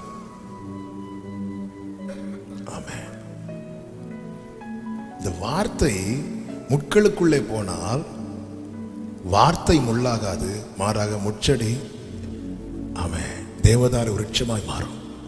இந்த வார்த்தை உலர்ந்த எலும்புகளுக்குள்ளே போனால் வார்த்தை உலர்ந்து போகாது, மாறாக உலர்ந்த எலும்புகள் சேனையாய் எழும்பும். இந்த வார்த்தை வனாந்திரத்துக்குள்ளே போனால் வார்த்தை வெறுமையாகாது, மாறாக வனாந்திரம் ஏதனை போல மாறும். அப்படிப்பட்ட வல்லமையுள்ள வார்த்தையை தான் சபைக்கு அனுப்பி இருக்கிறார், ஒவ்வொருவருக்குள்ள வைத்திருக்கிறார். பயப்படாதே, விசுவாசம் உள்ளவனாயிரு. ஆமென். விசுவாசம் உள்ளவனாயிரு, பயப்படாதே. ஆங்கிலத்தில் இருக்கும், he ignored what they said. அவங்க என்ன சொன்னாங்களோ இயேசு அதை மைண்ட் பண்ணலன்னு இருக்கும். மலையாளத்தில் இருக்கும், இயேசு அதை காரியமாக்கி இல்ல, அதை அவர் மைண்ட் பண்ணவே இல்லை. அவர் ஒரு காரியத்தை நாம் நினைத்த நேரத்தில் செய்யாமல், அதாவது குறித்த காலத்துக்கு தரிசனம் வைத்திருக்கிறது, முடிவிலே அது விளங்கும், அது பொய் சொல்லாது. அது தாமதித்தாலும் நீ அதை தாமதம் நாம நினைக்கிறது கர்த்தர் இன்னைக்கு செய்ய வேண்டியது நாளைக்கு செய்யறது இல்லை, நாம நினைச்சிருப்போம். தெரியுமா, ஆபிரகாமுக்கு 86 வயசு வரை தான் காத்திருக்க முடிந்தது. அதுக்கு மேல ஆபிரகாமால முடியாததுனால தான் கேட்டார், என்ன தருவீர் என்று. கேட்ட உடனே 87 வயசுல கர்த்தர் வாக்குத்தத்தத்தை கொடுக்கல. மரியாளானாலும் இயேசுவை அவசரப்படுத்த முடியாது. காரணம், அவருடைய நீதியை விட்டு அவர் எதுவும் செய்ய மாட்டார். அவர் சகலவற்றையும் அதின் காலத்திலே. ஆனா ஒரு நிச்சயம் இருக்கிறது. என்ன நிச்சயம் இருக்கிறது? இதற்குள்ள இந்த பொக்கிஷம் இருக்கும் வரைக்கும் நான் எப்பக்கம் நெருக்கப்பட்டால் ஒடுங்கி போவதில்லை, தள்ளப்பட்டால் நான் முறிவடைவதில்லை. ஆமா, இன்னைக்கு வரை நான் வாழ்றது இந்த பாண்டத்தின் விசேஷம் இல்ல, இதுக்குள்ள அப்ப வச்சிருக்கிற பொக்கிஷம். ஆமென் சொல்லுங்க பார்க்கலாம். எத்தனை பேர் நம்புறீங்க? எத்தனை பேர் விசுவாசிக்கிறீங்க? அவருடைய வார்த்தை என்னும் வித்து எனக்குள்ள இருக்கிறது என்று நம்புகிறவர்கள் நல்ல கரங்களை தட்டி க்ளோரியாலபா ஷேகபரபா ஹந்தரபலரா. ஆமென். ஆண்டவர் சொல்றாரு, நீ பயப்படாத, நீ பயப்படாத. இந்த பரீட்சை என்ன தெரியுமா? தாமதம். தாமதம். உன் வாழ்க்கையில் நீங்க நினைச்ச நேரத்தில் நடக்காததும் தாமதம் ஆகுதே தவிர தடைபடல. பக்கத்துல பார்த்து சொல்லுங்க, தாமதம் ஆகுது, தடைபடல. தாமதம் ஆகுது, தடைபடல, தடைபடாது. தேவரின் சகலவற்றையும் செய்ய வல்லவர். நீர் செய்ய நினைத்தது தடைபடாது. ஆமென். 14வது அதிகாரத்துல அவன் எடுக்க வேண்டாம். யோபு சொல்றார், எனக்கு ஒரு காலத்தை குறித்தால் நலமா இருக்கும். உடனே 15வது அதிகாரத்துல கர்த்தர் எல்லாத்தையும் செட்டில் பண்ணல. 42வது அதிகாரம் யோபு நீ நினைச்சதை குறிச்சிருக்கிறார். யோபு நீ விரும்புறதுக்கு மேல வச்சிருக்கிறார். யோபு என்ன விரும்புறான்? எனக்கு முந்தின சீர் பொழுது இருந்திருந்தா. ஆண்டவர் என்னை நோக்கி கூப்பிடு, நீ அறியாததும் உனக்கு எட்டுறத நான் ஏன் செய்யணும், நீயே செய்யலாமே. அதனாலதான் ஆபிரகாம் தனக்கு எட்டின கூடாரத்துக்குள்ள இருந்து ஆண்டவரை பார்த்துட்டு இருக்கும் போது அவனை வெளியே கொண்டு வந்து தனக்கு எட்டாத வானத்தை பார்க்க வச்சார். இந்த நட்சத்திரத்தை உனக்கு எண்ண கூடுமானால் எண்ணு என்று சொல்லி ஆபிரகாம். நட்சத்திரங்களை எண்ணி இருக்கீங்களா? நான் நிறைய எண்ணி இருக்கிறேன். ஏன்னா அந்த காத்திருக்கும் காலம் எனக்கு வேற என்ன வேலை? ஜோம் பண்றது, வயல் பிடிக்கிறது, பாட்டு பாடுறது, மொட்டை மாட்டில் உட்காந்துரு நட்சத்திரத்தை. ஒரு 6 மணி 6:30 ஈவினிங் அப்படி ஆகும்போது ஒவ்வொரு நட்சத்திரமா வரும். ஈஸி, கொஞ்சம் தான் இருக்குன்னு சொல்லிட்டு நீங்க எண்ணி பாருங்க. அது பக்கத்துல இன்னொன்று இருக்கும். அடுத்து எண்ணி பாருங்க, இன்னொன்று இருக்கும். திருப்பி நம்ம எங்க இருந்து வருவோம்? ஃபர்ஸ்ட்ல இருந்து வரும். கடைசி வரை எண்ண முடியாது. ஆண்டவர் சொல்றார், இவ்வண்ணமாய். புரியும்படி சொல்லணும்னா, என்னுடைய வாக்குத்தத்தம் என்பது உன்னுடைய எண்ணிக்கைக்குட்பட்டது கிடையாது, உன்னுடைய நினைவுக்குட்பட்டது கிடையாது. அதனாலதான் என் நினைவுகள் உங்கள் நினைவுகள் அல்ல, என் வழிகள் உங்கள் வழிகள் அல்ல சொல்லிவிட்டு தான் அடுத்து சொல்லுகிறார், என் வார்த்தை வெறுமையா திரும்பாது. என் விருப்பத்தை நிறைவேற்ற கர்த்தர் வார்த்தை அனுப்ப மாட்டார். அவர் விருப்பத்தை நிறைவேற்ற தான் வார்த்தை அனுப்புவார். இங்கே தாமதம். உடனே கர்த்தர் கோச்சிட்டு போயிட்டாரா? இல்ல, பாதி வழியில் விட்டு செல்ல மனிதர் அல்ல. இப்போ 2 காரியம். ஒன்று, ஆண்டவர் சொல்ற பயப்படாத, விசுவாசம் உள்ளவனாயிரு. இது ஒரு சத்தம். பல சத்தங்கள் சொல்லுது, அவரை விட்டுரு, அவரை விட்டுரு. இந்த பரீட்சையில நம்ம எந்த சத்தத்துக்கு செவி கொடுக்கிறோம்? சிக்லாகில் இருக்கிற தாவீதின் குடும்பத்தை எல்லாரும் பிடிச்சிட்டு போனதும் 600 பேரும் என்ன சொன்னாங்கன்னா, இந்த இவ்வளோ பிரச்சனைக்கு காரணம் இவன் தான் அப்படின்னா. தாவீது அந்த சத்தத்தை கேட்டிருந்தா உண்மையிலே செத்திருப்பார். ஏன்னா அழுகிறதற்கு பலன் இல்லாமல் போக மட்டும் அழுதாங்க. அந்த பைபிள் சொல்லுது, தாவீது கர்த்தருக்குள் திடப்பட்டான். எப்படி திடப்பட்டான்? ஏபோத்தை கொண்டு வர வைத்து, நீங்க ஏதாவது பேசுங்க ஆண்டவரே. ஆண்டவர் சொல்லி, இப்போ தாவீது நீ பிடித்துக் கொள்வாய், அவ்வளவுதான். இந்த விசுவாச ஓட்டத்தில் நான் முன்னாடி போகணுமா பின்னாடி போகணுமா என்பதை தீர்மானிக்கிறது நாம கேட்கிற சத்தம். நம்ம கூட இருக்கிறவர் யார் தெரியுமா? இருக்கிறதை எடுத்து தருவார், இல்லாதவைகளை உருவாக்கி தருவார். ஆமே. வாழ்க்கையில தாமதம் ஆகும்போது தடைப்பட்டுட்டுன்னு மட்டும் நினைக்காதீங்க. அதான் தாவீது, யோபு சொல்றார், நீர் சகலத்தையும் செய்ய வல்லவர், நீர் செய்ய நினைத்தது தடைபடாது. இன்னைக்கு டிலே ஆகுது, இன்னைக்கு நடக்கும் நினைச்சேன், இன்னைக்கு நடக்கல, ஓகே நாளைக்கு நடக்கும். இதுதான் நம்பிக்கை உள்ளவனுடைய பார்வை. ஆபிரகாம் தன் கூடாரத்திலிருந்து கண்களை ஏறெடுத்து பார்த்தானா. இப்படிதான் நம்முடைய பார்வை, அப்படிதான் இருக்கணும், முன்னோக்கி தான் இருக்கணும். முடியாது என்று சொல்லி இருந்துடக்கூடாது, முன்னோக்கி தான் இருக்கணும். இன்னைக்கு நடக்கல, நாளைக்கு நடக்கும். எதை வச்சு சொல்றீங்க? இந்த தீபத்தை நானே விடல. ஆமென். தாமதத்தை தடையென்று எண்ணாதே. தடையென்று எண்ணினால் அதன் பிறகு நாம் அதை எதிர்பார்க்க மாட்டோம், அதற்காக ஜெபிக்க மாட்டோம். ஒரு காரியத்துக்காக நல்லா புரிஞ்சுக்கோங்க, அவருடைய கிருபை இல்லாம நம்மளால 2 நிமிஷத்துக்கு மேல 1 நிமிஷத்துக்கு மேல ஜெபம் ஓடாது. பார்த்துருக்கீங்களா? சில காரியத்துக்காக நம்ம ஜெபிக்க உட்காந்துருந்தா நமக்கு டைமே போகாது இல்லை. ஆனால் இன்னும் சில காரியங்களுக்காக உட்காந்துருந்தா மணிக்கூர் கணக்கில் நாள் கணக்கில் ஜெபம் பண்ணிட்டு இருப்போம். ஒரு காரியம் தெளிவாய் தெரிகிறது, அவர் ஜெபிக்க வைக்காம நம்மளால ஜெபம் பண்ண முடியாது. சில காரியத்துக்கு ஒரே ஜெபத்தில் பதில் வந்திருக்கும், சில காரியத்துக்கு ஜெபிக்க துவங்குவதற்கு முன்னமே பதில் வந்திருக்கும். இந்த எல்லா அனுபவத்தையும் நம்ம டேஸ்ட் பண்ண வச்சிருக்கிறார். ஆமேன்னு சொல்றவங்க மாத்திரம் ஆமென். தானியேலுக்கு மட்டும் நமக்கு டேஸ்ட் பண்ண வச்சிருக்கிறார். ஆனா சில காரியங்களுக்கு பல நாட்கள் தேவன் ஜெபிக்க வைக்கிறார். ஒரு காரியத்துக்காக ஜெபிக்க வைக்கிறார்னாலே நம்பிக்கை இருக்குன்னு அர்த்தம். நிச்சயமாய் முடிவு உண்டு, உன் நம்பிக்கை. யோவான் ஸ்நானன் இயேசுவை குறித்து என்ன சொல்றார் அப்படின்னா, நான் உங்களுக்கு ஜலத்தினால் ஞானஸ்நானம் கொடுக்கிறேன், இவரோ உங்களுக்கு பரிசுத்த ஆவியினால ஞானஸ்நானம் கொடுப்பார்னா. இயேசு கிறிஸ்து எடுத்துக்கொள்ளப்படுறது வரைக்கும் கொடுத்தாரா, கொடுக்கலையா? யோவான் சொன்னது கரெக்ட் தான். இயேசு கிறிஸ்து எதனால ஞானஸ்நானம் கொடுப்பார்? பரிசுத்த ஆவியினால். அப்ப எல்லாரும் பார்த்துட்டு இருக்கிறாங்க, இயேசு கிறிஸ்து எடுத்துக்கொள்ளப்படுறது வரைக்கும் பரிசுத்த ஆவியினால ஞானஸ்நானம் கொடுத்தாரா, கொடுக்கலையா? கொடுக்கல. மாறாக என்ன சொன்னார்? நீ எருசலேம்ல காத்திரு, கொடுப்பார், நிச்சயமா கொடுப்பார். நீ பெற்றுக்கொள்றதுக்கு தேவன் ஒரு காரியத்தை செய்ய வைக்கிறார். அவர்கள் ஜெபத்தில் தரித்திருந்தார்கள். ஏன்னா இது இந்த ஈவு என்பது தி பெஸ்ட். பொல்லாதவர்களாகி நீங்களே உங்க பிள்ளைகளுக்கு நல்ல ஈவு. ஒரு காரியத்தை கர்த்தர் நமக்கு நம்முடைய நினைவுல தாமதமாய் தோன்றுகிறது என்றால் புரிந்து கொள்ளுங்கள், நாம் வேண்டிக் கொள்வதற்கும் அதிகமாய் ஏதோ ஒன்றை கர்த்தர் செய்ய தீர்மானித்து விட்டார். அபிமெலேக்கு வீட்லயும் குழந்தை கிடையாது, ஆபிரகாம் வீட்லயும் குழந்தை கிடையாது. அபிமெலேக்கு வீட்டுல புத்திர பாக்கியத்துக்காக யார் ஜெபம் பண்றா? ஆபிரகாம். ஆபிரகாம் ஜெபம் பண்ணது அபிமெலேக்கு வீட்டுல குழந்தை சத்தம் கேட்குது. ஒரு புறம் சந்தோஷமா இருந்தாலும் கொஞ்சம் ஆபிரகாமுக்கு என்ன இருக்கும்? வருத்தம். நான் 25 வருஷமா ஜெபம் பண்ணிட்டு இருக்கிறேன், எனக்கு செய்வீங்கன்னு பார்த்தா அவனுக்காக ஒரே ஒரு நாள் ஜெபம் பண்ண செய்றீங்களே. ஆனா 21 கடைசி 1 சொல்லப்பட்டிருக்கிறது, தகுந்த காலத்தில், குறித்த காலத்தில். ஏண்டவர் அபிமெலேக்கு கேட்டதும் கொடுத்துட்டீங்க, ஆபிரகாமுக்கு நீங்க கேட்டதும் கொடுக்கல. ரீசன் ஒண்ணுதான், அபிமெலேக்கு மேல வாக்குத்தத்தம் இல்லை, ஆபிரகாம் மேல வாக்குத்தத்தம் இருக்கிறது. உன் மேல வாக்குத்தத்தம் இருக்குமானால் நீ கேட்டதும் கிடைக்காது, அவர் குறித்த நாளிலே கிடைக்காமல் இருக்காது. ஒரு காரியத்தை ஆண்டவர் கேட்க வச்சுட்டே இருக்கிறார். 25 வருஷமா வார்த்தை வாக்குத்தத்தத்தை கொடுத்து ஆபிரகாமை ஜெபம் பண்ண வைக்கிறார். வாக்குத்தத்தத்தை கொடுத்து ஆபிரகாமை ஜெபம் பண்ண வைக்கிறார். 86 வயசுல டவுட் வந்துச்சு, அப்பொழுது ஒரு வார்த்தையை கொடுத்தார், அடுத்து 14 வருஷம் காத்திருக்க வைக்கிறார். 75 வயசுல ஒரு வார்த்தையை கொடுத்து 11 வருஷம் காத்திருக்க வைத்தார். 86 வயசுல வார்த்தையை கொடுத்து அடுத்த 14 வருஷம் காத்திருக்க வைக்கிறார். நான் காத்திருக்கிறேன்னா நான் காத்திருக்கவில்லை, கர்த்தருடைய வார்த்தை என்னை காத்திருக்க வைக்கிறது, என்னை ஜெபிக்க வைக்கிறது, என்னை கேட்க வைக்கிறது, என்னை எதிர்நோக்கி பார்த்திருக்க வைக்கிறது. வேலைக்காரருடைய கண்கள் தங்கள் எஜமான்களின் கையை நோக்கி இருக்குமா போலவும், வேலைக்காரின் கண்கள் தங்கள் எஜமாட்டின் கையை நோக்கி இருக்குமா போலவும், எங்கள் தேவனாகிய கர்த்தர் எங்களுக்கு இரக்கம் செய்யும் வரைக்கும் எங்கள் கண்கள் உம்மையே நோக்கி இருக்கிறது. அவர் தான் காத்திருக்க வைக்கிறார். ஆமென். ஆண்டவர் தாமதத்தை தடை என்று எண்ணாதீங்க. தடை நினைச்சிட்டு நாளைக்கு ஒரு ஜெபத்தை முடிச்சிருவீங்க இல்ல, வரும். ஆமென். அது நிச்சயமாய் வரும். உன் நம்பிக்கை வீண் போகாது. பைபிள் சொல்லுது, உம்மை நம்பி வெட்கப்பட்டு போகாது இருந்தார்கள். ஆண்டவரை நம்பிட்டீங்கல்ல, அவர் நடத்துவார், அவர் பார்த்துக் கொள்வார்.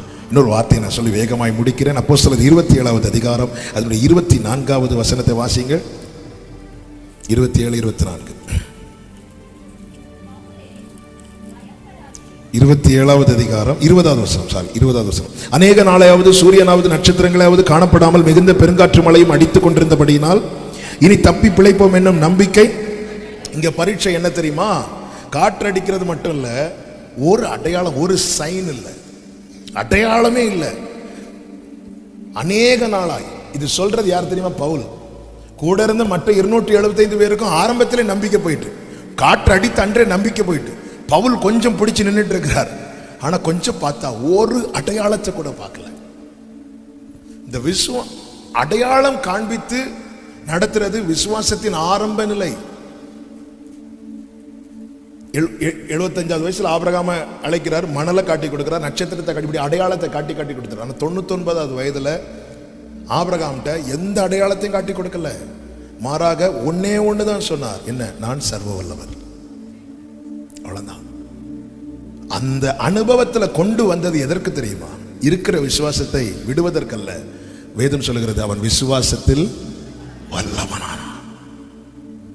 சின்ன வயசுல படம் ஆப்பிள்னா என்ன அப்படின்னா APPLன்னு எழுதி கொடுக்க மாட்டாங்க, ஒரு ஆப்பிளை காட்டி சொல்லுவாங்க. விசுவாச ஆரம்பத்தில் நமக்கு சொப்பனங்கள் மூலமாய், தரிசனங்கள் மூலமாய், அடையாளங்கள் மூலமாய். ஆனா நம்ம விசுவாசத்தில் தேவன் வளர பண்ண ஒரு சைனும் இருக்காது. அநேக நாளாயாவது சூரியனாவது நட்சத்திரங்களாவது காணப்படாம, காற்று நிக்கல, மழையும் அடிச்சுட்டு தான் இருக்குது. அப்பொழுது இனி தப்பி பிழைப்போம் என்று.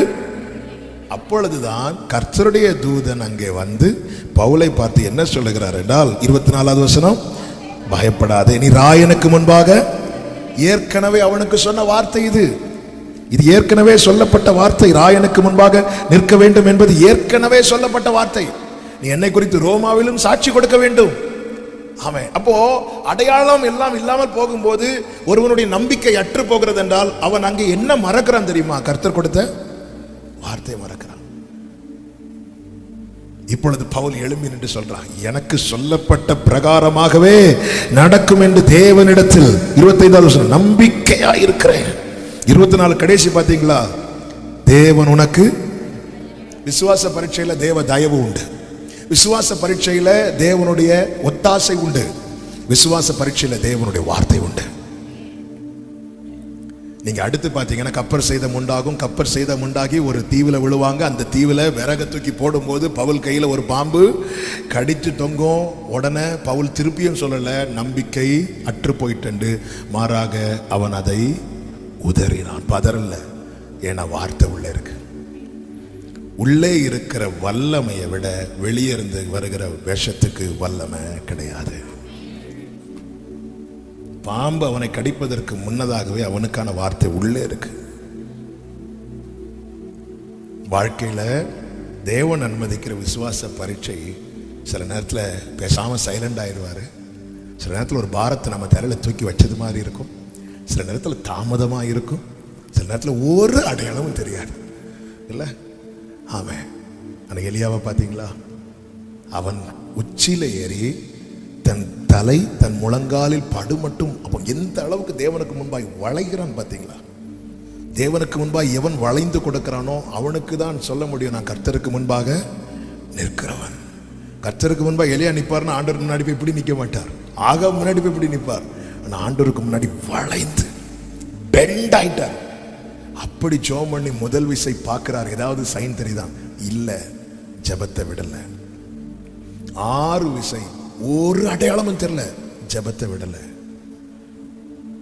ஏன்னா அவனுக்கு தெரியும், நான் அவருக்கு முன்னாடி நிற்கிறவன், நான் வெட்கப்பட்டு போக அவர் விட மாட்டா. 7வது விசை பார்க்கும்போது பெருசா ஒன்றும் தெரியல. ஆனால் ஒரு உள்ளங்கை அளவு மேகம் தெரிந்ததும் அவன் எழுந்து அறையை கட்டி கொண்ட. அவனுக்கு தெரிஞ்சிட்டு அடையாளம் சின்ன அடையாளம் தான், ஆனா அவர் செய்ய போகிறது பெருசா இருக்க போகிறது. ஆமென் சொல்லுங்க பார்க்கலாம். இந்த அளவுக்கு எலியா ஒரு அடையாளமும் தெரியாத போதும் அவன் ஜெபிக்க காரணம் என்ன? அவன் ஜெபிப்பதற்கு முன்னமே பெருமழை நிறைச்சல் கேட்கிறது, வார்த்தை கேட்டுக்கொண்டிருக்கிறது. இந்த நாட்களில் ஒவ்வொரு நாளும் வேண்டிய வார்த்தைகளை கர்த்தர் கேட்க பண்ணி கொண்டிருக்க காரணம் என்ன தெரியுமா? அடையாளம் உனக்கு தெரியவில்லை என்றாலும் கர்த்தர் செய்ய போகிற காரியம் பெரிதா இருக்க போகிறது. ஹல்லேலூயா! எத்தனை பேர் விசுவாசிக்கிறீங்க? கர்த்தர் என் வாழ்க்கையில் அனுமதிக்கிற பரீட்சை எல்லாம் என்னுடைய நன்மைக்காக என்று சொல்லுகிறவர்கள் கைகளை தட்டி ஹல்லேலூயா! ஒரே ஒரு வசனத்தை வாசித்து ஜெபிக்கலாம். உபாகமம் 8வது அதிகாரம் அதனுடைய 15வது வசனம். உபாகமம் 8:15. ஹல்லேலூயா! உன்னுடைய பின்னாட்களில், எல்லாம் எடுத்துட்டீங்களா? இந்த வசனத்தை எல்லாரும் படிக்கணும், எல்லாரும் கேட்கணும். உன்னுடைய பின்னாட்களில் உனக்கு நன்மை செய்யும் பொருட்டு உன்னை சிறுமைப்படுத்தி. அவன் அவன் அப்ப இன்னைக்கு தேவன் எனக்கு ஒரு பரீட்சை வைக்கிறார்னா எனக்கு ஒரு ஃபியூச்சர் இருக்கிறது, எனக்கு ஒரு எதிர்காலம் இருக்கிறது, எனக்கு ஒரு வாழ்க்கை இருக்கிறது. நம்பிக்கையோடு கரங்களை தட்டி ஹalleluya. உன் பின்னாட்களில் கர்த்தர் நல்லவர். எல்லாரும் அப்படியே எழுந்து நிற்கலாமா? ஹalleluya ஹalleluya. ஆண்டவர்ட்ட பேசுங்க. இவ்வளவு நேரம் பேசி இருக்கிறார். உங்ககிட்ட எப்படி பேசி இருப்பாருன்னு உங்களுக்கு தான் தெரியும். ஒரு 2 நிமிஷம் யாரையும் பார்க்க வேண்டாம், பேசுங்க. ஒருவேளை நினைச்சிருப்போம்ல, ஆண்டவரே மற்ற நேரத்துல எல்லாம் கூட்டு பேசுவீங்க, என்னை தனியா நடக்க விட்டுட்டீங்களே ஆண்டவரே. ஆண்டவரே, இந்த சின்ன வயசுல இவ்வளவு பெரிய சுமையை என் மேல தூக்கி வச்சுட்டீங்களே ஆண்டவரே. ஆமென். ஆண்டவரே, டிலே ஆயிட்டே இருக்கு ஆண்டவரே. நீங்க செய்வீங்கன்னு பார்த்தா பேசிக்கொண்டு தான் இருக்கிறார். பேசிக்கொண்டிருக்கிறார்ல, செய்வார். அவர்கள் பேசிக்கொண்டிருக்கிறார். ஆண்டவர் இன்னைக்காவது செய்வீங்கன்னு பார்த்தா இன்னைக்கும் வார்த்தை தான். பேசிட்டு இருக்கிறார்ல, அவர் பேசிட்டு இருக்கிறார்னாலே செய்வார்னு அர்த்தம். ஆண்டவர் ஒரு சைனும் பார்க்கலப்பா, ஒரு அடையாளமும் தெரியலையா ஆண்டவரே. நானும் ஜெபம் பண்றேன், 21 நாள் ஜெபம் பண்றேன், தொடர்ந்து ஜெபம் பண்றேன், இன்னும் ஒரு அடையாளம் பார்க்கலையே. ஆண்டவர் சொல்றார், நீ ஜெபம் பண்றதுக்கு முன்னாடியே நான் தந்துட்டேன் வார்த்தையை, நான் தந்துட்டேன். ஆண்டவர்கிட்ட சொல்லுங்க, ஆண்டவரே எல்லாம் நன்மைக்குப்பா. உண்மையில் அன்பு கூறுகிறவர்களுக்கு நீர் சகலமும் நன்மைக்கு ஏதுவாக. ஆமென். விசுவாசம் உள்ளவனாயிரு, பயப்படாது. ஆங்கிலத்தில் இருக்கும், he ignored what they said. அவங்க என்ன சொன்னாங்களோ இயேசு அதை மைண்ட் பண்ணலன்னு இருக்கும். மலையாளத்தில் இருக்கும், இயேசு அதை காரியமாக்கி இல்ல, அதை அவர் மைண்ட் பண்ணவே இல்லை. ஆமாம், அவர் ஒரு காரியத்தை நாம் நினைத்த நேரத்தில் செய்யாமல், அதாவது குறித்த காலத்துக்கு தரிசனம் வைத்திருக்கிறது, முடிவிலே அது விளங்கும், அது பொய் சொல்லாது. அது தாமதித்தாலும் நீ அதை தாமதம் நாம நினைக்கிறது. கர்த்தர் இன்னைக்கு செய்ய வேண்டியது நாளைக்கு செய்யறது இல்லை, நாம நினைச்சிருப்போம். தெரியுமா, ஆபிரகாமுக்கு 86 வயசு வரை தான் காத்திருக்க முடிந்தது. அதுக்கு மேல ஆபிரகாமால முடியாததுனால தான் கேட்டார், என்ன தருவீர் என்று. கேட்ட உடனே 87 வயசுல கர்த்தர் வாக்குத்தத்தத்தை கொடுக்கல. மரியாளானாலும் இயேசுவை அவசரப்படுத்த முடியாது. காரணம், அவருடைய நீதியை விட்டு அவர் எதுவும் செய்ய மாட்டார். அவர் சகலவற்றையும் அதின் காலத்திலே. ஆனா ஒரு நிச்சயம் இருக்கிறது. என்ன நிச்சயம் இருக்கிறது? இதற்குள்ள இந்த பொக்கிஷம் இருக்கும் வரைக்கும் நான் எப்பக்கம் நெருக்கப்பட்டாலும் ஒடுங்கி போவதில்லை, தள்ளப்பட்டால் நான் முறிவடைவதில்லை. ஆமா, இன்னைக்கு வரை நான் வாழ்றது இந்த பாண்டத்தின் விசேஷம் இல்ல, இதுக்குள்ள அப்ப வச்சிருக்கிற பொக்கிஷம். ஆமென் சொல்லுங்க பார்க்கலாம். எத்தனை பேர் நம்புறீங்க? எத்தனை பேர் விசுவாசிக்கிறீங்க? அவருடைய வார்த்தை என்னும் வித்து எனக்குள்ள இருக்கிறது என்று நம்புகிறவர்கள் நல்ல கரங்களை தட்டி க்ளோரியாலபா ஷேகபரபா ஹந்தரபலரா. ஆமென். ஆண்டவர் சொல்றாரு, நீ பயப்படாத, நீ பயப்படாத. இந்த பரீட்சை என்ன தெரியுமா? தாமதம். தாமதம். உன் வாழ்க்கையில் நீங்க நினைச்ச நேரத்தில் நடக்காததும் தாமதம் ஆகுதே தவிர தடைபடல. பக்கத்துல பார்த்து சொல்லுங்க, தாமதம் ஆகுது, தடைபடல. தாமதம் ஆகுது, தடைபடல, தடைபடாது. தேவரின் சகலவற்றையும் செய்ய வல்லவர். நீர் செய்ய நினைத்தது தடைபடாது. ஆமென். 14வது அதிகாரத்துல அவன் எடுக்க வேண்டாம். யோபு சொல்றார், எனக்கு ஒரு காலத்தை குறித்தால் நலமா இருக்கும். உடனே 15வது அதிகாரத்துல கர்த்தர் எல்லாத்தையும் செட்டில் பண்ணல. 42வது அதிகாரம், யோபு நீ நினைச்சதை குறிச்சிருக்கிறார். யோபு நீ விரும்புறதுக்கு மேல வச்சிருக்கிறார். யோபு என்ன விரும்புறான்? எனக்கு முந்தின சீர் பொழுது இருந்திருந்தா. ஆண்டவர் என்னை நோக்கி கூப்பிடு, நீ அறியாததும் உனக்கு எட்டுறத நான் ஏன் செய்யணும், நீயே செய்யலாமே. அதனாலதான் ஆபிரகாம் தனக்கு எட்டின கூடாரத்துக்குள்ள இருந்து ஆண்டவரை பார்த்துட்டு இருக்கும் போது அவனை வெளியே கொண்டு வந்து தனக்கு எட்டாத வானத்தை பார்க்க வச்சார். இந்த நட்சத்திரத்தை உனக்கு எண்ண கூடுமானால் எண்ணு என்று சொல்லி ஆபிரகாம். நட்சத்திரங்களை எண்ணி இருக்கீங்களா? நான் நிறைய எண்ணி இருக்கிறேன். ஏன்னா அந்த காத்திருக்கும் காலம் எனக்கு வேற என்ன வேலை? ஜோம் பண்றது, பயில் பிடிக்கிறது, பாட்டு பாடுறது, மொட்டை மாட்டில் உட்காந்துரு நட்சத்திரத்தை. ஒரு 6 மணி 6:30 ஈவினிங் அப்படி ஆகும்போது ஒவ்வொரு நட்சத்திரமா வரும். ஈஸி, கொஞ்சம் தான் இருக்குன்னு சொல்லிட்டு நீங்க எண்ணி பாருங்க, அது பக்கத்துல இன்னொன்று இருக்கும். அடுத்து எண்ணி பாருங்க, இன்னொன்று இருக்கும். திருப்பி நம்ம எங்க இருந்து வருவோம்? ஃபர்ஸ்ட்ல இருந்து வரும். கடைசி வரை எண்ண முடியாது. ஆண்டவர் சொல்றார், இவ்வண்ணமாய். புரியும்படி சொல்லணும்னா, என்னுடைய வாக்குத்தத்தம் என்பது உன்னுடைய எண்ணிக்கைக்குட்பட்டது கிடையாது, உன்னுடைய நினைவுக்குட்பட்டது கிடையாது. அதனாலதான் என் நினைவுகள் உங்கள் நினைவுகள் அல்ல, என் வழிகள் உங்கள் வழிகள் அல்ல சொல்லிவிட்டு தான் அடுத்து சொல்லுகிறார், என் வார்த்தை வெறுமையா திரும்பாது. என் விருப்பத்தை நிறைவேற்ற கர்த்தர் வார்த்தையை அனுப்ப மாட்டார். அவர் விருப்பத்தை நிறைவேற்ற தான் வார்த்தையை அனுப்புவார். இங்கே தாமதம். உடனே கர்த்தர் கோச்சிட்டு போயிட்டாரா? இல்லை, பாதி வழியில் விட்டு செல்ல மனிதர் அல்ல. இப்போ 2 காரியம். ஒன்று, ஆண்டவர் சொல்ற பயப்படாத, விசுவாசம் உள்ளவனாயிரு. இது ஒரு சத்தம். பல சத்தங்கள் சொல்லுது அவரை விட்டுரு, அவரை விட்டுரு. இந்த பரீட்சையில் நம்ம எந்த சத்தத்துக்கு செவி கொடுக்கிறோம்? சிக்லாகில் இருக்கிற தாவீதின் குடும்பத்தை எல்லாரும் பிடிச்சிட்டு போனதும் 600 பேரும் என்ன சொன்னாங்கன்னா, இந்த இவ்வளோ பிரச்சனைக்கு காரணம் இவன் தான் அப்படின்னா. தாவீது அந்த சத்தத்தை கேட்டிருந்தா உண்மையிலே செத்திருப்பார். ஏன்னா அழுகிறதற்கு பலன் இல்லாமல் போக மட்டும் அழுதாங்க. ஆனால் பைபிள் சொல்லுது, தாவீது கர்த்தருக்குள் திடப்பட்டான். எப்படி திடப்பட்டான்? ஏபோத்தை கொண்டு வர வைத்து, நீங்க ஏதாவது பேசுங்க ஆண்டவரே. ஆண்டவர் சொல்லி, இப்போ தாவீது நீ பிடித்துக் கொள்வாய். அவ்வளவுதான். இந்த விசுவாச ஓட்டத்தில் நான் முன்னாடி போகணுமா பின்னாடி போகணுமா என்பதை தீர்மானிக்கிறது நாம கேட்கிற சத்தம். நம்ம கூட இருக்கிறவர் யார் தெரியுமா? இருக்கிறதை எடுத்து தருவார், இல்லாதவைகளை உருவாக்கி தருவார். ஆமே. வாழ்க்கையில தாமதம் ஆகும்போது தடைப்பட்டுட்டுன்னு மட்டும் நினைக்காதீங்க. அதான் தாவீது யோபு சொல்றார், நீர் சகலத்தையும் செய்ய வல்லவர், நீர் செய்ய நினைத்தது தடைபடாது. இன்னைக்கு டிலே ஆகுது. இன்னைக்கு நடக்கும் நினைச்சேன், இன்னைக்கு நடக்கல, ஓகே நாளைக்கு நடக்கும். இதுதான் நம்பிக்கை உள்ளவனுடைய பார்வை. ஆபிரகாம் தன் கூடாரத்திலிருந்து கண்களை ஏறெடுத்து பார்த்தானா. இப்படிதான் நம்முடைய பார்வை, அப்படிதான் இருக்கணும். முன்னோக்கி தான் இருக்கணும். முடியாது என்று சொல்லி இருந்துடக்கூடாது. முன்னோக்கி தான் இருக்கணும்.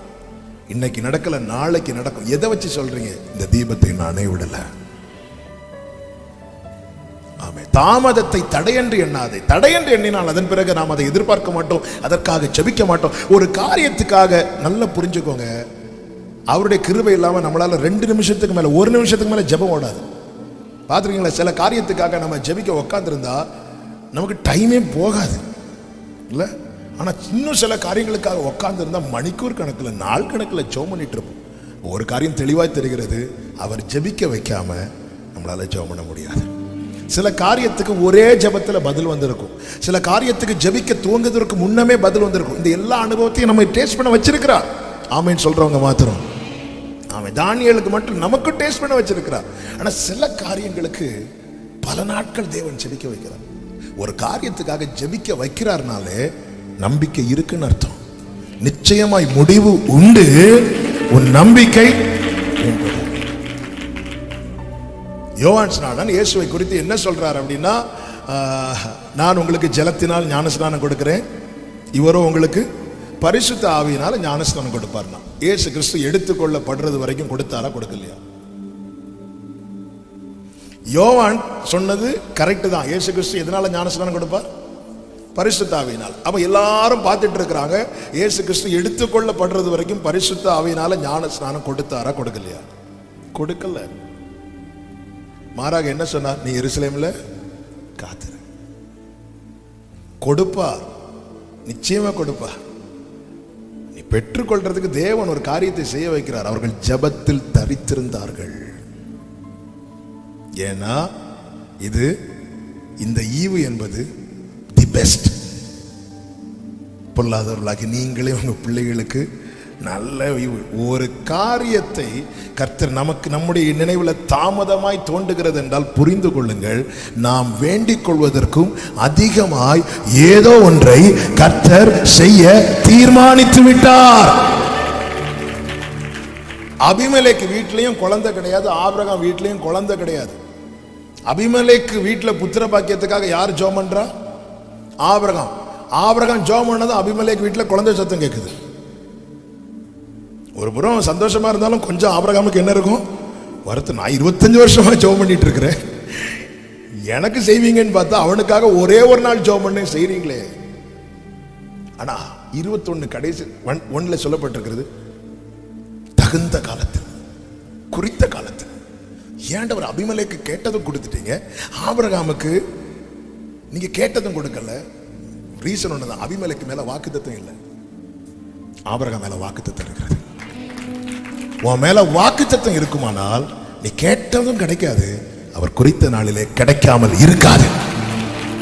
ஒரு காரியத்தை ஆண்டவர் கேட்க வச்சுட்டே இருக்கிறார். 25 வருஷமா வார்த்தை வாக்குத்தத்தத்தை கொடுத்து ஆபிரகாமை ஜெபம் பண்ண வைக்கிறார். வாக்குத்தத்தத்தை கொடுத்து ஆபிரகாமை ஜெபம் பண்ண வைக்கிறார். 86 வயசுல டவுட் வந்துச்சு, அப்பொழுது ஒரு வார்த்தையை கொடுத்தார். அடுத்து 14 வருஷம் காத்திருக்க வைக்கிறார். 75 வயசுல ஒரு வார்த்தையை கொடுத்து 11 வருஷம் காத்திருக்க வைத்தார். 86 வயசுல வார்த்தையை கொடுத்து அடுத்த 14 வருஷம் காத்திருக்க வைக்கிறார். நான் காத்திருக்கிறேன், நான் காத்திருக்கவில்லை, கர்த்தருடைய வார்த்தை என்னை காத்திருக்க வைக்கிறது, என்னை ஜெபிக்க வைக்கிறது, என்னை கேட்க வைக்கிறது, என்னை எதிர்நோக்கி பார்த்திருக்க வைக்கிறது. வேலைக்காரருடைய கண்கள் தங்கள் எஜமான்களின் கையை நோக்கி இருக்குமா போலவும், வேலைக்காரின் கண்கள் தங்கள் எஜமாட்டின் கையை நோக்கி இருக்குமா போலவும், எங்கள் தேவனாகிய கர்த்தர் எங்களுக்கு இரக்கம் செய்யும் வரைக்கும் எங்கள் கண்கள் உம்மையே நோக்கி இருக்கிறது. அவர் தான் காத்திருக்க வைக்கிறார். ஆமென். ஆண்டவர் ஒரு தாமதத்தை தடை என்று எண்ணாதீங்க. தடை நினைச்சிட்டு நாளைக்கு ஒரு ஜெபத்தை முடிச்சிருவீங்க இல்ல, வரும். ஆமென். அது நிச்சயமாய் வரும். உன் நம்பிக்கை வீண் போகாது. பைபிள் சொல்லுது, உம்மை நம்பி வெட்கப்பட்டு போகாது இருந்தார்கள். ஆண்டவரை நம்பிட்டீங்கல்ல, அவர் நடத்துவார், அவர் பார்த்துக் கொள்வார். இன்னொரு வார்த்தையை நான் சொல்லி வேகமாய் முடிக்கிறேன். அப்போஸ்தலர் 27வது அதிகாரம் அதனுடைய 24வது வசனத்தை வாசிங்கள். 27, 24. 27வது அதிகாரம் 20வது வசனம். 20வது வசனம். அநேக நாளையாவது சூரியனாவது நட்சத்திரங்களாவது காணப்படாமல் மிகுந்த பெருங்காற்று மழையும் அடித்துக் கொண்டிருந்தபடியினால் இனி தப்பி பிழைப்போம் என்னும் நம்பிக்கை. இங்க பரீட்சை என்ன தெரியுமா? காற்று அடிக்கிறது மட்டும் இல்ல, ஒரு அடையாளம், ஒரு சைன் இல்லை, அடையாளமே இல்லை. அநேக நாளாய். இது சொல்றது யார் தெரியுமா? பவுல். கூட இருந்த மற்ற 275 பேருக்கும் ஆரம்பத்திலே நம்பிக்கை போயிட்டு, காற்று அடித்த அன்றே நம்பிக்கை போயிட்டு, பவுல் கொஞ்சம் பிடிச்சு நின்றுட்டு இருக்கிறார். ஆனா கொஞ்சம் பார்த்தா ஒரு அடையாளத்தை கூட பார்க்கல. இந்த அடையாளம் காண்பித்து நடத்துறது விசுவாசத்தின் ஆரம்ப நிலை. 75வது வயசுல ஆபிரகாமை அழைக்கிறார், மணலை காட்டி கொடுக்கிறார், நட்சத்திரத்தை காட்டி, அடையாளத்தை காட்டி கொடுக்கிறார். ஆனா 99வது வயதுல ஆபிரகாம்கிட்ட எந்த அடையாளத்தையும் காட்டி கொடுக்கல. மாறாக ஒன்னே ஒண்ணுதான் சொன்னார். என்ன? நான் சர்வ வல்லவர். அவ்வளவுதான். அந்த அனுபவத்துல கொண்டு வந்தது எதற்கு தெரியுமா? இருக்கிற விசுவாசத்தை விடுவதற்கல்ல. வேதம் சொல்லுகிறது, அவன் விசுவாசத்தில் வல்லவனான. சின்ன வயசுல படம் ஆப்பிள்னா என்ன அப்படின்னா APPLன்னு எழுதி கொடுக்க மாட்டாங்க, ஒரு ஆப்பிளை காட்டி சொல்லுவாங்க. விசுவாச ஆரம்பத்தில் நமக்கு சொப்பனங்கள் மூலமாய், தரிசனங்கள் மூலமாய், அடையாளங்கள் மூலமாய். ஆனா நம்ம விசுவாசத்தில் தேவன் வளர பண்ண ஒரு சைனும் இருக்காது. அநேக நாளாயாவது சூரியனாவது நட்சத்திரங்களாவது காணப்படாம, காற்று நிக்கல, மழையும் அடிச்சுட்டு தான் இருக்குது. அப்பொழுது இனி தப்பி பிழைப்போம் என்று. அப்பொழுதுதான் கர்த்தருடைய தூதன் அங்கே வந்து பவுலை பார்த்து என்ன சொல்லுகிறார் என்றால் 24வது வசனம், பயப்படாதே, நீ ராயனுக்கு முன்பாக. ஏற்கனவே அவனுக்கு சொன்ன வார்த்தை இது ஏற்கனவே சொல்லப்பட்ட வார்த்தை. ராயனுக்கு முன்பாக நிற்க வேண்டும் என்பது ஏற்கனவே சொல்லப்பட்ட வார்த்தை. நீ என்னை குறித்து ரோமாவிலும் சாட்சி கொடுக்க வேண்டும். ஆமே. அப்போ அடையாளம் எல்லாம் இல்லாமல் போகும்போது ஒருவனுடைய நம்பிக்கை அற்று போகிறது என்றால் அவன் அங்கே என்ன மறக்கிறான் தெரியுமா? கர்த்தர் கொடுத்த வார்த்தை மறக்கிறான். இப்பொழுது பவுல் எழும்பி நின்று சொல்றான், எனக்கு சொல்லப்பட்ட பிரகாரமாகவே நடக்கும் என்று தேவனிடத்தில் 25வது வசனம் நம்பிக்கையா இருக்கிறேன். 24 கடைசி பாத்தீங்களா? தேவன் உனக்கு விசுவாச பரீட்சையில தேவ தயவு உண்டு, விசுவாச பரீட்சையில தேவனுடைய ஒத்தாசை உண்டு, விசுவாச பரீட்சையில தேவனுடைய வார்த்தை உண்டு. நீங்க அடுத்து பாத்தீங்கன்னா கப்பர் சேதம் உண்டாகும். கப்பர் சேதம் உண்டாகி ஒரு தீவுல விழுவாங்க. அந்த தீவுல விறக தூக்கி போடும்போது பவுல் கையில ஒரு பாம்பு கடித்து தொங்கும். உடனே பவுல் திருப்பியும் சொல்லல நம்பிக்கை அற்று போயிட்டு, மாறாக அவன் அதை உதறினான். பதறல, ஏன்னா வார்த்தை உள்ள இருக்கு. உள்ளே இருக்கிற வல்லமையை விட வெளியே இருந்து வருகிற விஷத்துக்கு வல்லமை கிடையாது. பாம்பு அவனை கடிப்பதற்கு முன்னதாகவே அவனுக்கான வார்த்தை உள்ளே இருக்கு. வாழ்க்கையில தேவன் அனுமதிக்கிற விசுவாச பரீட்சை சில நேரத்தில் பேசாம சைலண்ட் ஆயிடுவாரு. சில நேரத்தில் ஒரு பாரத்தை நம்ம தலையில தூக்கி வச்சது மாதிரி இருக்கும். சில நேரத்தில் தாமதமா இருக்கும். சில நேரத்தில் ஒரு அடையாளமும் தெரியாது இல்ல. ஆமாம். ஆனால் எலியாவை பார்த்தீங்களா? அவன் உச்சியில ஏறி தன் தலை தன் முழங்காலில் படு மட்டும். அப்போ எந்த அளவுக்கு தேவனுக்கு முன்பாய் வளைகிறான் பார்த்தீங்களா? தேவனுக்கு முன்பாக எவன் வளைந்து கொடுக்கிறானோ அவனுக்கு தான் சொல்ல முடியும், நான் கர்த்தருக்கு முன்பாக நிற்கிறவன். கர்த்தருக்கு முன்பாக எலியா நிற்பார்னா ஆண்டவருக்கு முன்னாடி போய் இப்படி நிற்க மாட்டார், ஆக முன்னாடி போய் இப்படி நிற்பார். ஆனால் ஆண்டவருக்கு முன்னாடி வளைந்து பெண்ட் ஆயிட்டார். அப்படி ஜெபம் பண்ணி முதல் விசை பார்க்கிறார். ஏதாவது சைன் தெரியுதான்? இல்லை, ஜெபத்தை விடல. 6 விசை ஒரு அடையாளமும் தெரியல, ஜெபத்தை விடல. ஏன்னா அவனுக்கு தெரியும், நான் அவருக்கு முன்னாடி நிற்கிறவன், நான் வெட்கப்பட்டு போக அவர் விட மாட்டா. 7வது விசை பார்க்கும்போது பெருசா ஒன்றும் தெரியல, ஆனா ஒரு உள்ளங்கை அளவு மேகம் தெரிந்ததும் அவன் எழுந்து அறையை கட்டி கொண்ட. அவனுக்கு தெரிஞ்சிட்டு அடையாளம் சின்ன அடையாளம் தான், ஆனா அவர் செய்ய போகிறது பெருசா இருக்க போகிறது. ஆமென் சொல்லுங்க பார்க்கலாம். இந்த அளவுக்கு எலியா ஒரு அடையாளமும் தெரியாத போதும் அவன் ஜெபிக்க காரணம் என்ன? அவன் ஜெபிப்பதற்கு முன்னமே பெருமழை நிறைச்சல் கேட்கிறது, வார்த்தை கேட்டுக்கொண்டிருக்கிறது. இந்த நாட்களில் ஒவ்வொரு நாளும் வேண்டிய வார்த்தைகளை கர்த்தர் கேட்க பண்ணி கொண்டிருக்க காரணம் என்ன தெரியுமா? அடையாளம் உனக்கு தெரியவில்லை என்றாலும் கர்த்தர் செய்ய போகிற காரியம் பெரிதா இருக்க போகிறது. ஹல்லேலூயா! எத்தனை பேர் விசுவாசிக்கிறீங்க? கர்த்தர் என் வாழ்க்கையில் அனுமதிக்கிற பரீட்சை எல்லாம் என்னுடைய நன்மைக்காக என்று சொல்லுகிறவர்கள் கைகளை தட்டி ஹல்லேலூயா! ஒரே ஒரு வசனத்தை வாசித்து ஜெபிக்கலாம். உபாகமம் 8வது அதிகாரம் அதனுடைய 15வது வசனம். உபாகமம் 8:15. ஹல்லேலூயா! உன்னுடைய பின்னாட்களில், எல்லாம் எடுத்துட்டீங்களா? இந்த வசனத்தை எல்லாரும் படிக்கணும், எல்லாரும் கேட்கணும். உன்னுடைய பின்னாட்களில் உனக்கு நன்மை செய்யும் பொருட்டு உன்னை சிறுமைப்படுத்தி. அவன் அப்ப இன்னைக்கு தேவன் எனக்கு ஒரு பரீட்சை வைக்கிறார்னா எனக்கு ஒரு ஃபியூச்சர் இருக்கிறது, எனக்கு ஒரு எதிர்காலம் இருக்கிறது, எனக்கு ஒரு வாழ்க்கை இருக்கிறது. நம்பிக்கையோடு கரங்களை தட்டி ஹல்லேலூயா! உன் பின்னாட்களில் கர்த்தர் நல்லவர். எல்லாரும் எழுந்து நிற்கலாமா? ஹல்லேலூயா! ஹல்லேலூயா! ஆண்டவர்கிட்ட பேசுங்க. இவ்வளவு நேரம் பேசி இருக்கிறார், உங்ககிட்ட எப்படி பேசியிருப்பாருன்னு உங்களுக்கு தான் தெரியும். ஒரு 2 நிமிஷம் யாரையும் பார்க்க வேண்டாம், பேசுங்க. ஒருவேளை நினைச்சிருப்போம்ல, ஆண்டவரே மற்ற நேரத்துல எல்லாம் கூட்டு பேசுவீங்க, என்னை தனியா நடக்க விட்டுட்டீங்களே ஆண்டவரே. ஆண்டவரே, இந்த சின்ன வயசுல இவ்வளவு பெரிய சுமையை மேல தூக்கி வச்சுட்டீங்களே ஆண்டவரே.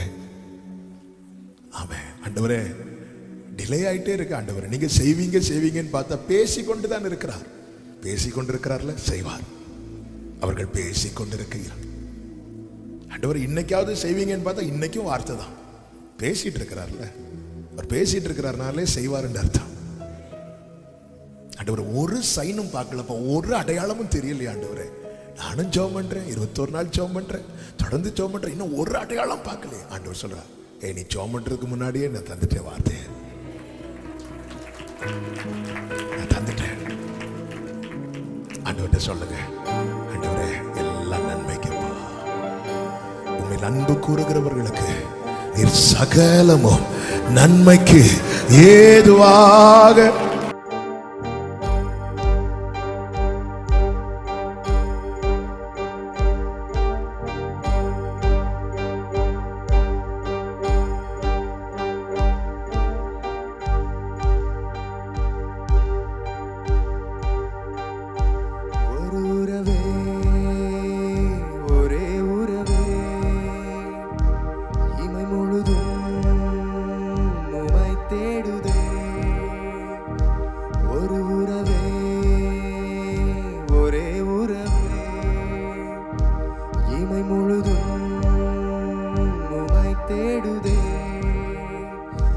பரிசுத்த வாழ்க்கை வாழவே இதயம் ஏங்கி தவிக்குதே. உலகம் கண்ட நாள் முதல் பாவம் என்னை இழுக்குதே. பரிசுத்த வாழ்க்கை வாழவே இதயம் ஏங்கி தவிக்குதே. உலகம் கண்ட நாள் முதல் பாவம் என்னை இழுக்குதே. ஒரு உறவே, ஒரே உறவே, இமை முழுதும் உமை தேடுதே. ஒரு உறவே,